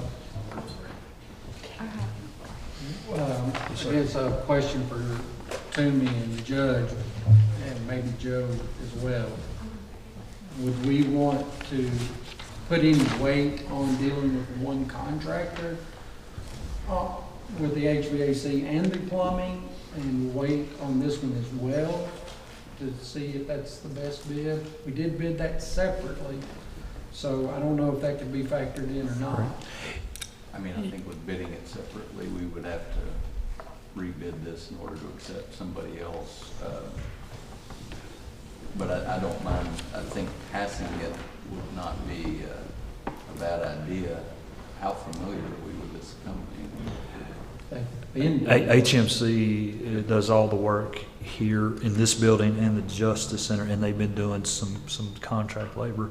They're the ones that's responded and it's fixed our Class D side. So I take it, then you would be happy to. They've done a great job. Why don't you just pass the bid to next meeting, look at it, but if you're happy taking it, then you can make that recommendation. Yes.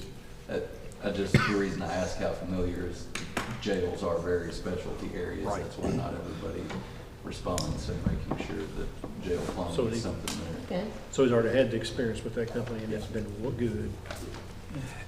Yeah, they're the ones that actually got replaced the boiler. Yes, they did. Quick response time and worked with us throughout the whole bid. So we've been, and Gary in this building and the Justice Center's been extremely happy with them, of their response times. But we will gladly bring a recommendation for both of these bids. Give us a chance to look over it a little better, if that's what you How come we're choose. not going ahead and proving the plumbing one?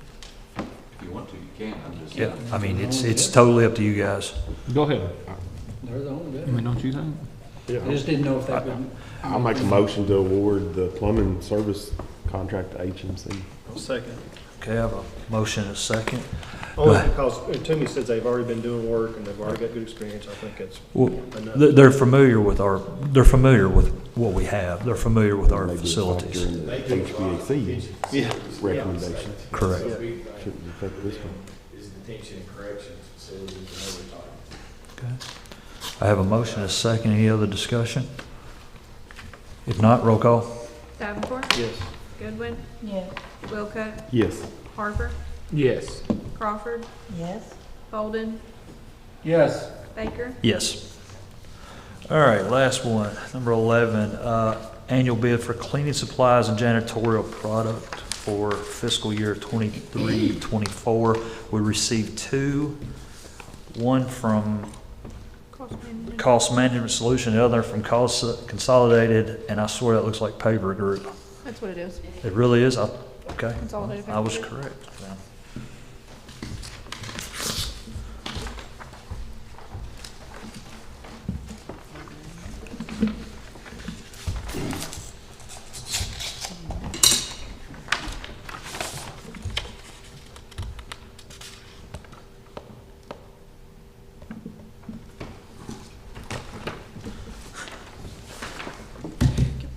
Doesn't belong in there.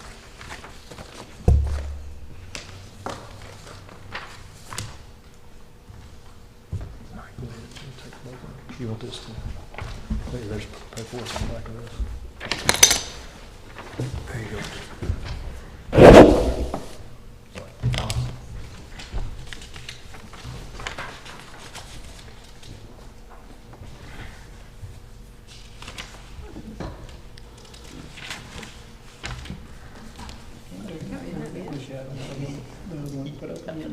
There's too many items. Hand sanitizer, gloves. Like 2 pages of items, you got to put that bid up against this bid. Now, this is for cleaning this.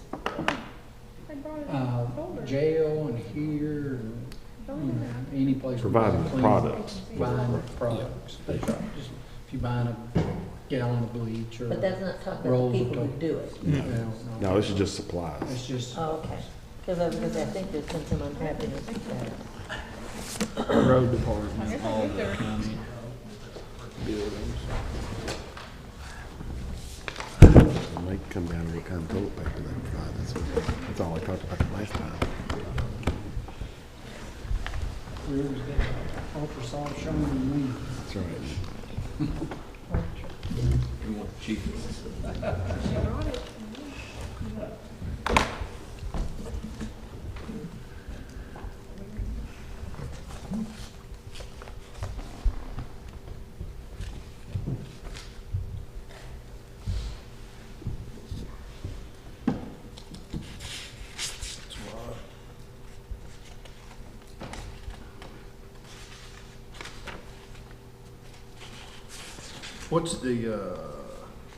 What's like a few of the major items you think we purchase? I guess toilet paper and. Toilet paper, Cleaner wax. cleaner wax. There's a lot. The jail goes through a lot of the detergent. That also has the personal hygiene. Some of the personal hygiene that you get, they don't keep a lot of stuff in stock. They, as we order it, or we're requested, they order it and then they deliver it in. Who are we using now? They use them for a bit. CMS. Did CMS bid it? Yes. So we got 3 bids, is that? There's 2 bids.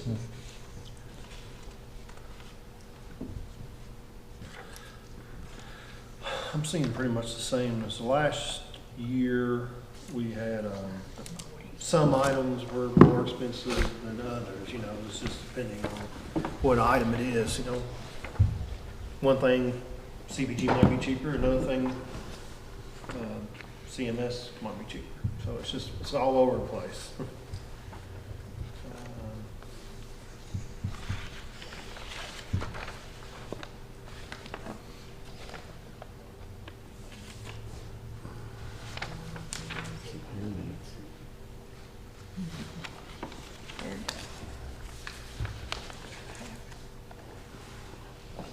I mean, I know there's a price percentage that we can only acknowledge or allow for a local company, but, you know, for me personally, it would have to take a lot for me to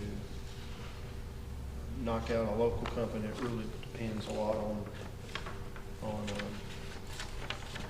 what they do for us, and they've done it for many years to keep their business afloat. So, I don't know, for some things need to work through. I think Two different bids. maybe work through a couple things, although, but CMS is local. It was owned by the late Danny Basham, and he did pass away unexpectedly last year. And the family's continually trying to keep the business afloat and keep it going. And Is that this? CMS. And they've been providing for us for years and years, and everybody's happy with them. I think for the most part. I think there's some, there's some transition, obviously some transition issues. I didn't realize that. When you have something unexpected like that happen, that I think they can be worked through or are in the process of working through. You think use the local company? It's my opinion.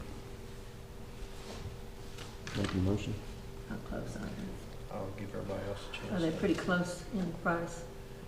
Different things, you can look at Compare them, them, compare them line there, by line. but some things, some items are more on, a One lot area. more on the CMS for a product, and some things are less on, it's like, it's just so many factors. I mean, like, we have so many items, and it's like, some items are more expensive with this company, vice versa with the other company. And if you totaled them all, how close? I don't have that answer right now. It all comes down to what vendor they buy their stuff from, or where they can get it at the time, who's got it in stock. I think we definitely need to make sure that whatever vendor we go with, if there's some items that you need at the jail very regularly, we need to make sure those items at least have some on the shelf and ready to give y'all. And maybe that's a discussion that's already been made or had. We've sat down and spoke with CMS. They're the current holder. We've had discussion with them, and we're having a good relationship with them, and I think it's getting better and better through the years. And if that's something that pleases the court, Josh and I will sit down with them again, and we will make sure that we have a list of things that we expect to be available within a few days. Okay. And I think they'll honor that. That's the way. That was our last discussion. Basically ended with that. But you notice, there's some items that are more, some, it's just all over the place. But anyway, I'll make a motion that we choose CMS as our vendor for janitorial cleaning supplies and janitorial products for 23-24 fiscal year. Second.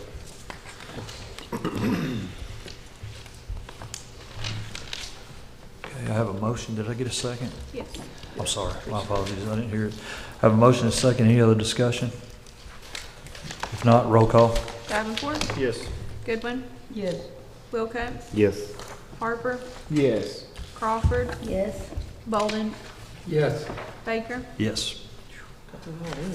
Okay, hold on, guys. We're almost done. We're done getting with there. that. Now we get to move on. Approve the service agreement between Governmental Utility Technology Service and Logan County Clerk.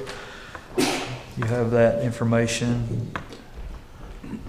One thing that I did see that I always bring up and never like to see in a contract, I'm not sure if it's something that could get changed, but it does say that the venue and laws of it are Indiana, so that can be problematic. As those of you that have been on the court know, I'm not licensed in Indiana. I don't know their laws. I know we've been with them for years and there hasn't been any issue, but I would prefer to see that changed in the event that there is issues, but I also recognize Stacy probably needs to have this in place, so I just wanted to draw that to your attention. It's just the current vendor as well, right? So Yeah. Is this that guts thing? It is. The sheriff's office uses Us as and the well. PVA and the sheriff's office uses. I assume there's a lot of places around, a lot of counties in Kentucky that use these also. So I understand that 100% and agree with that. Do you think they would be willing to change that, or is that something? What are we trying to change? I'm sorry. It says that the law that governs this contract is the state of Indiana. Oh, and absolutely. If there's an issue with it, we gotta go to Indiana and. Oh, yeah, no, we don't want to do that. Basically, Joe don't like Indiana. Do you think that this contract Well, is we based had off? one that had us going to like. Did New yours say Hampshire. that? And, yeah. I think that's probably Just a typo? typo where they, a group in Indiana, they were probably. Yeah. My suggestion, I don't It ain't no know. typo, it's cheaper on them to arbitrate in their home state than it is ours, you know what I'm saying? So you want it amended so that it includes Kentucky? Basically, what I would suggest is to change those sections to reflect jurisdiction as here in the state of Kentucky, governed by Kentucky law, but otherwise accept the contract. You want me to go ahead and call Chad real quick and we'll come back to it? If you don't mind. I don't mind at all. Can we pass it contingent upon that? Yes. It's whatever y'all want to do. I make a motion to approve the contract between us and GUTS. And contingent upon them changing the wording from Indiana to Kentucky on Arbitration. Jurisdiction, governing law. That's good. I might need somebody to write that down for me. Okay. All right, I'll get with Chad. All right, I have a motion Second. and a second. Any other discussion? If not, roll call. Davenport, Yes. Goodwin, Yes. Wilcutt, Yes. Harper, Yes. Crawford, Yes. Bolden, Yes. Baker. Yes. All right, thank you, Stacy. Thank you. Next, approve to advertise for bids for banking service for financial year 23-24. Motion to approve? Second. Any other discussion? Nope. If not, roll call. Y'all gonna have Sorry, to hang go on ahead, just a What second. did they got in that question? Go ahead. Davenport, Yes. Goodwin, Yes. Wilcutt, Yes. Harper, Yes. Crawford, Yes. Bolden, Yes. Baker. I was told. Yes. Don't have so many questions. Number 6, revise the reporting threshold for lease disclosure from 1,000 to 10,000. Basically, what that's going to do is it's going to keep us from getting audited on anything. Amanda, help me with the wording on this correctly, but it's going to keep us basically from getting audited for anything less than $10,000 on the lease, anything we lease. Is that correct? Any of the contracts that we have or anything like that? Just like a CAECO recommendation or something, or? Yes. Okay. Make a motion to approve, changing that threshold to 1,000, 10,000, lease disclosures. Have a motion. Did I get a second? Oh, my apologies. No, nobody wants to agree with me. Second. I have a motion. I have a motion and a second. Do we have any other discussion? What's an example of something we lease? Copy machines. Copiers, Tourism. anything. Child It'd be- support, county Child attorney's support, office. It'd be over the duration of the lease. Like if it's 3-year lease. I was just sort of curious of what. But basically, examples of things what we it lease. keeps the auditors, anything, No. they keep auditing the same contracts over and over and over. So we move it up to 10,000, it keeps us from getting audited on that. No, I get it. I was just sort of curious what some examples of leases that we have. Oh, Tourism my apologies. homes, funeral homes. Yeah. I don't know a lot of them. Lease with the Baptist Association. Yeah, storage County for Park storage. Okay. I Copy just machines. bigger spectrum than So it went from what? 1,000. 1,000. To 10,000. And that's the duration of the lease. If it's 3-year lease, it'd be total. That was an amazing difference. Correct. Should be the total of it. Correct. When was the first one Obviously, I'll done? make it It was only a thousand. equipment is what I was thinking. Probably in 1934. That's just my guess. And GASB 87, which is what is resulting in this lease disclosure, is due through the auditor's office. Yeah. And that's the reason why we have to now keep track of all county leases and report them to the auditor's office. So this is a new GASB, and it is ever changing. Okay. Well, my question to Tyler was, when was the original 1,000 set? He said probably in the 80s or 30s. 30s, 40s, something like that. So he said it's probably, you know, we're looking at 80 years old then. Just making it up. Well, I just wondered why the big jump from 1,000 to 10,000 seemed like a lot. Inflation. Yes. It's a lot of extra work for things that, you know, Or minute. In the There you big, in the go. grand scheme. Yeah. All right, any more discussion on this? Sorry, looks like I'm sorry, please. we're just beating a dead horse here for a while. Let's move on. I've had a motion and a second. If no further discussion, roll call, please. Davenport. Yes. Goodwin. Yes. Wilcutt. Yes. Harper. Yes. Crawford. Yes. Bolden. Yes. Baker. Yes, my apologies for that. My tapeworm's mad at me right now. Next item is hold the LGEA and CRA hearings. I don't see anyone here for that, so. What is that? Yeah. So we're just gonna mark that one out? It's a requirement for our Right. budget process. We have to hold a hearing on the LGEA fund, which is our local government economic assistance. And there's requirements out there through the budget process that we hold an LGEA CRA hearing, where if anyone wants to have input on how those funds are used. It's just a budget requirement. That we acknowledge that we held that hearing. What's the essential? County Road 80. Make a motion to acknowledge we had those hearings. No one's here to. Oh, you said we needed to acknowledge it? Yes, I assume. That no one was here to Correct. raise any cane. Second. Okay. I have a motion and a second. If no further discussion, roll call, please. I'm sorry, I'm Oh. just trying to add, so LGA fund, we use that for, That's for where we pay our economic development payments, Parks and most of our Recreation? park contributions, like, Lead. yeah, our, animal shelter contributions come out of there.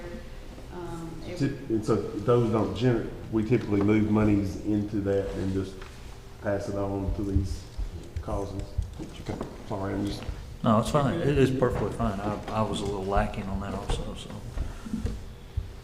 All right. Pass. Red budget. Any other discussion? If not, roll call. So all we're voting on now is that we hold. Davenport.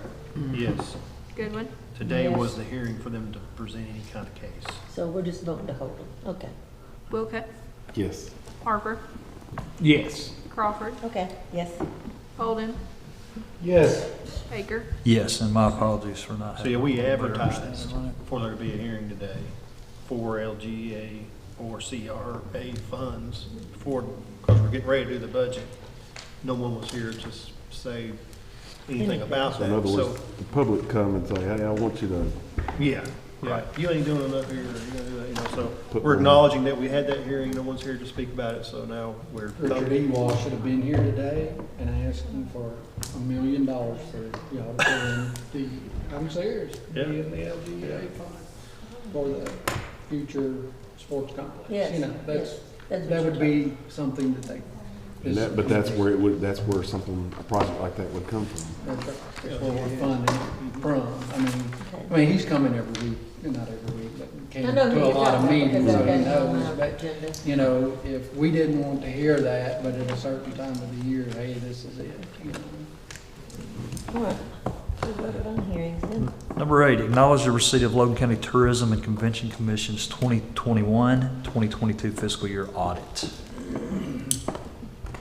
Were there any findings? I didn't see any that were outstanding.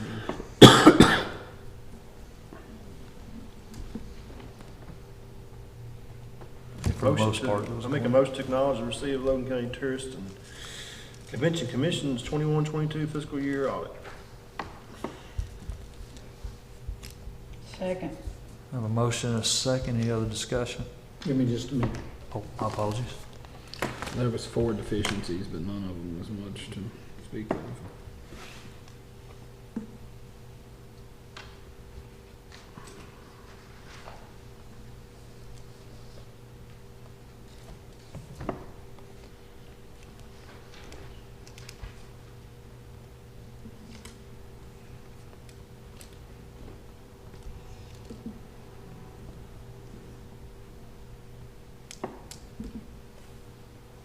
Okay, I'm good. All right.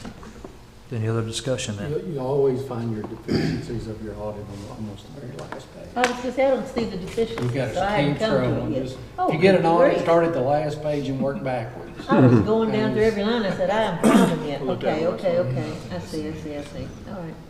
All right. Oh, I see. No other discussion. Roll call, please. Davenport, Yes. Goodwin, Yes. Wilcutt, Yes. Harper, Yes. Crawford, Yes. Bolden, Yes. Baker, Yes. Number 9, approve the reappointment of Peter Patel, Pete Lehman, and Marie Gamble to Logan County Tourism Convention Commission for a 3-year term ending May the 8th, 2026. All 3 of these have been very faithful to this. And So moved. we'll just go ahead and vote on it. Have a motion? Second. And a second? who's the second? Chris Rules. No other discussion? Roll call. You got to slow down, I got to write. Davenport, Yes. Goodwin, Yes. Wilcutt, Yes. Harper, Yes. Crawford, Yes. Bolden, Yes. Baker, Yes. Why did Dick Dickerson step down, I wonder? He died. Oh, that would be a good reason, sorry. Somehow I forgot that, I'm sorry. I'm laughing at Jamie. Number- Just laughing. He was No. always You haven't seen him in a while. active in Logan County things, I just saw that. Number 10, sorry. Number 10, acknowledgement to the receipt of the North Logan County Conservation District 2023-2024 fiscal year budget. Just a fact of life, right? We're all gonna die. I just had not somehow. Sorry. Death and taxes, right? Motion to approve the receipt of North Logan Conservation District's. Second. Have a motion and a second. Do I have any other discussion? Sorry, I twisted up here. If not, roll call, please. Davenport, Yes. Goodwin, Yes. Wilcutt, Yes. Harper, Yes. Crawford, Yes. Bolden, Yes. Baker, Yes. Yeah. Acknowledge the receipt of the South Logan County Contribution District's 2023-2024 fiscal year budget. That's South Logan, ain't me. I thought you just. Oh, we can second. A motion is second. Any other discussion? Judge, I'm just curious, just notice on both of these, they both start with the same balance. Yeah, exactly the Exactly same. 300,000, is that, Not one penny difference. is that How unusual real is that? or? Talking about for their income or? They're- Balance. 100,000, boom. Oh, they're forwarded Both of balance. I just wonder if that's a typo or I looked at that It's too, too- and thought, well, isn't that too interesting? coincidental that they both I would starting say in it's- for the same amount of money. I would say it's coincidental because they both turned them in separately. look at all the lines going down through there, they're all the same. I did notice that, I thought, that's amazing, down to the penny. All over every line. Is everything on every line the same? Yes. Huh. Oh, my Weird. word. You know what they say, don't reinvent the wheel.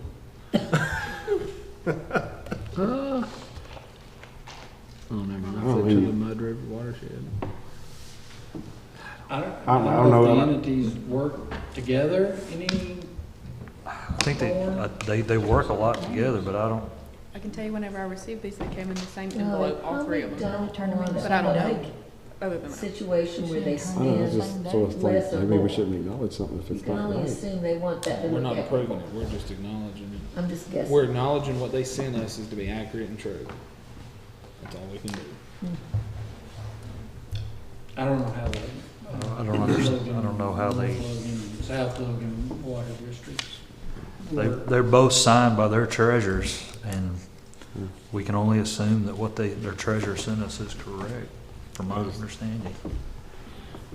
Weird. Voting on it. Next. Put my name on there. All you're doing is acknowledging. Okay. Question? Any other discussion? If not, roll call. Davenport, Yes. Goodwin, Yes. Wilcutt, Yes. Harper, Yes. Crawford, Yes. Bolden, Yes. Baker. Yes. Okay, Chris, this one's 3 times more. Yeah.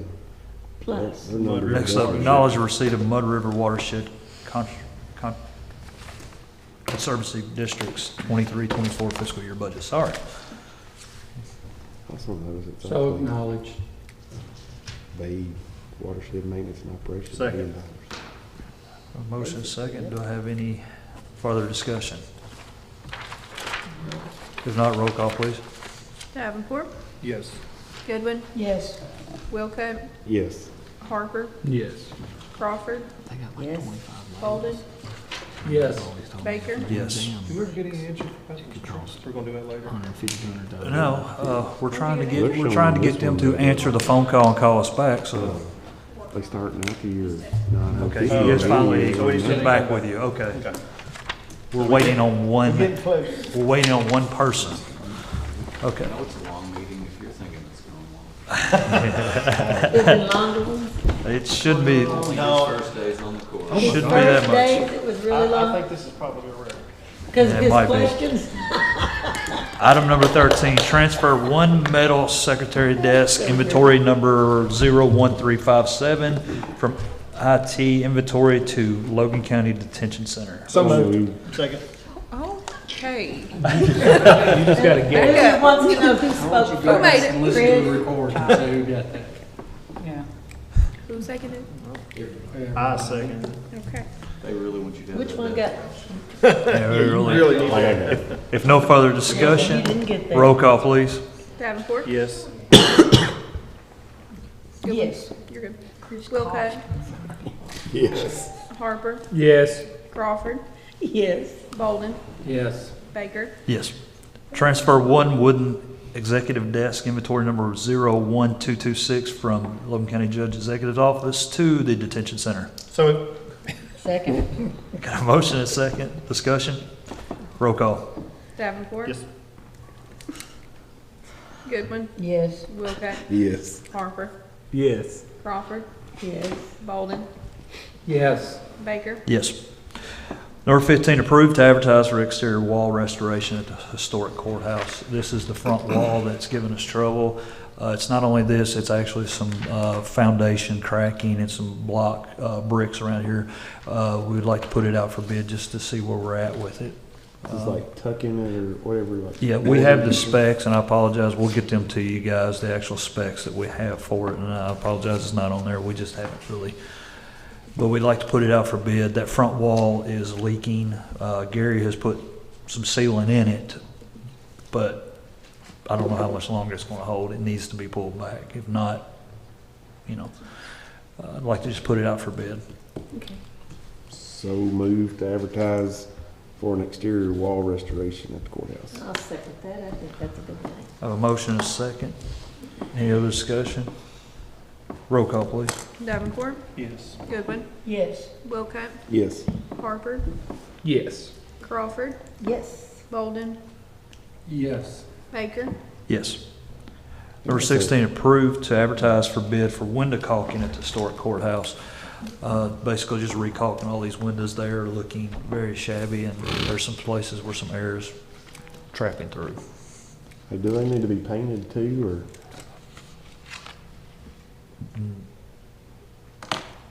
Probably, but I'll look at it. After the caulking, huh?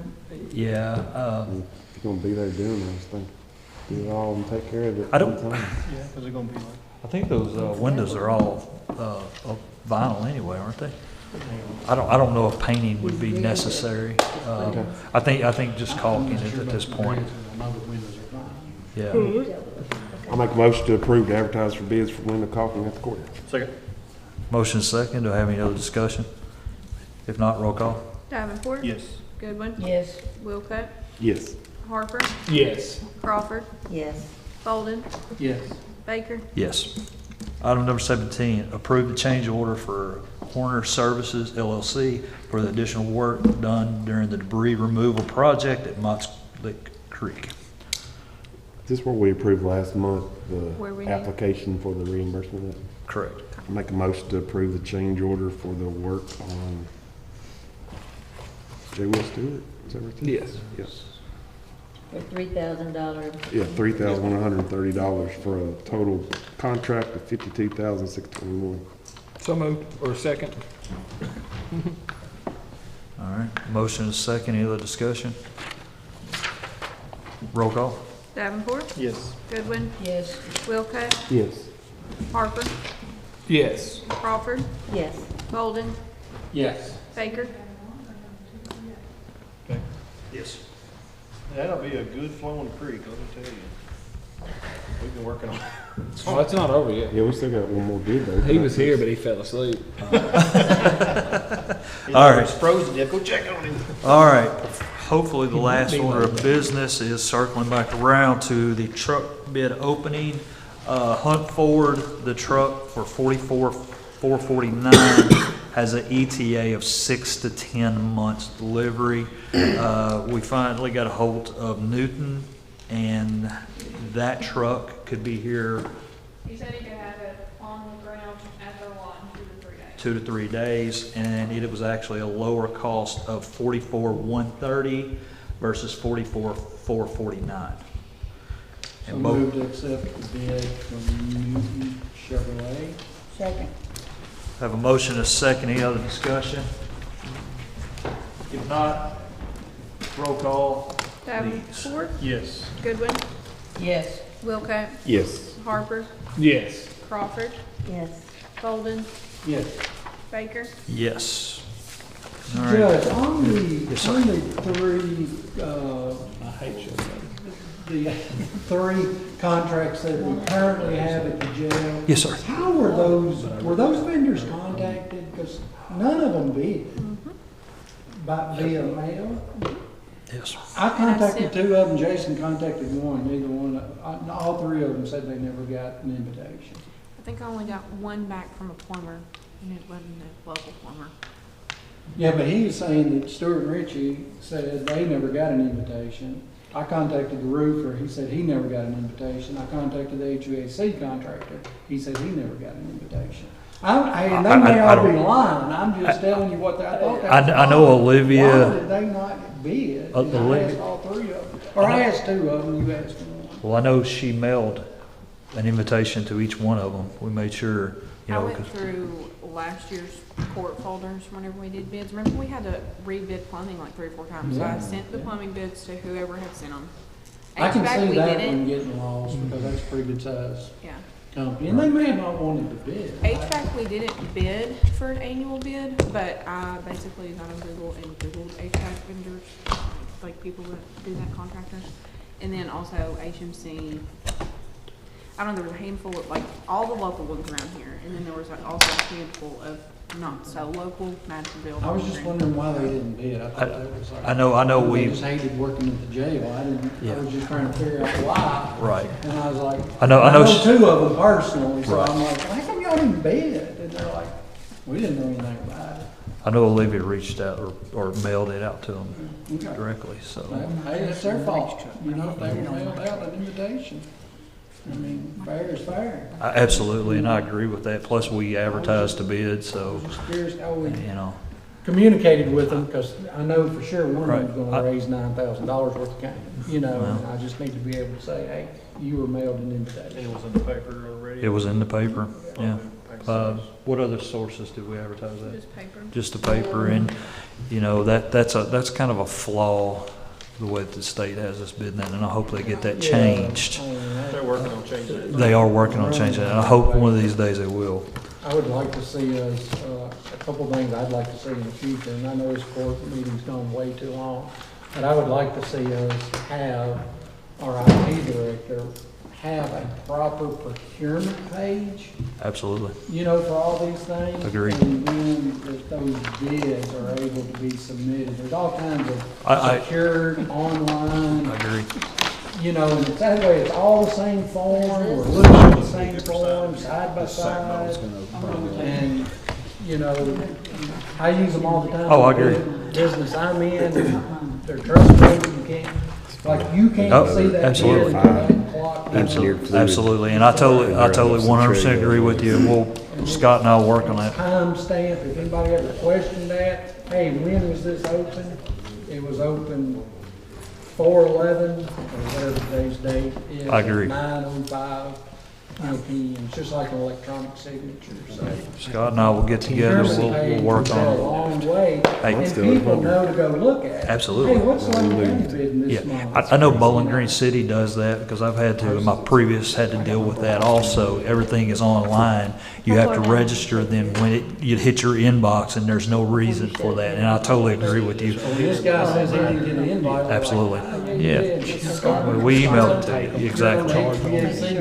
Correct. I was gonna say, I didn't know whether there was some sort of security. I totally agree, and I will work on that. We're doing everything else electronic, so why not? No executive session, any post agenda?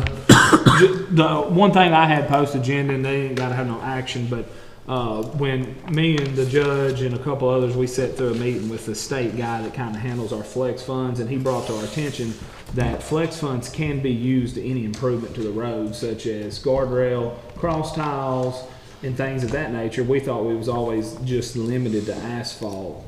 So there's a section of road down at the lake that is extremely dangerous, and I just had this company, which is the only company around that does this, to bid new and used guardrailing, and to my surprise, it was a lot cheaper than what I ever dreamed. But anyway, just to make a long story short, if you do like a guardrail project, it has to be approved by the state, just like if you wanted to get a road flex fund. So, you know, I'm not saying that this is something that we're definitely gonna do, but it's something that's another option on the table for us. You know, in the future, I don't wanna, I mean, I know as soon as this, if we do this, it's gonna open up a whole new thing. And I mean, if I'm gonna take pictures and bring to court to show y'all this specific area, that, I mean, it almost has to be done, but, you know, I just don't want it to get to where every 30 minutes somebody's calling the magistrate asking for guardrailing. So. I've already been called for one, so I saw this, oh, good job. But it's a lot more, for 125 foot for $8,200, a lot more cost effective than I dreamed it would be. What was it, $56? I'm sorry? $62 a foot, is that what it I was? think that's what we ended up being, $62.50 a foot is what I think it ended up being at. Hey, I Yes, sir. want to request a road hearing for adding 5 Oaks Lane, which is 3,080 linear feet. Okay. Good for you, I'll second that. What's the name of the road? 5 Oaks Oh, Lane. wow. It's Down with off- the wind. It's off of, And how many feet did you say it Logan was? Road. How long do you say it was? Kelly measured it at 3,080 linear feet. So it passed. It passed Good. his evaluation. And Joe, I don't know, it'd make me feel better if you check this, but I looked on the plat drawer, I believe it's the If you say 5 Oaks Lane. something Glasgow, Wayne Glasgow addition or subdivision. And what I saw, I read 50, that it has a 50-foot right of way. It's gone to the planning commission. This is an old plat. Yeah, this thing, that Oaks Lane been there for a long time. I would feel better if you double checked it. Can you send me what exactly? Yeah, I think it's in an email. I think I copied you on to Yeah, that. I've got the email. If you'll just double check me on that. But Anything else for post agenda? I have to vote on that. But I want to let you know, it won't be till May 9th because the paper has changed where we only get it on Thursday. And you have to have stuff in by Monday. So it's got to run a certain amount of days before we can actually have a hearing. That's fine. So we're not voting on this today? Yeah, We're going to do the hearing. I seconded it. We have a motion and a second for the hearing. Any other discussion? Roll call. Davenport, Yes. Goodwin, Yes. Wilcox, Yes. Harper, Yes. Crawford, Yes. Bolden, Yes. Baker. Yes. Anything else? Adjournment. A motion that we go out in the hot sun and thaw out. Second that. Roll call. Davenport, Yes. Goodwin, Yes. Wilcox, Yes. Harper, Yes. Crawford, Yes. Bolden, Yes. Baker. Yes.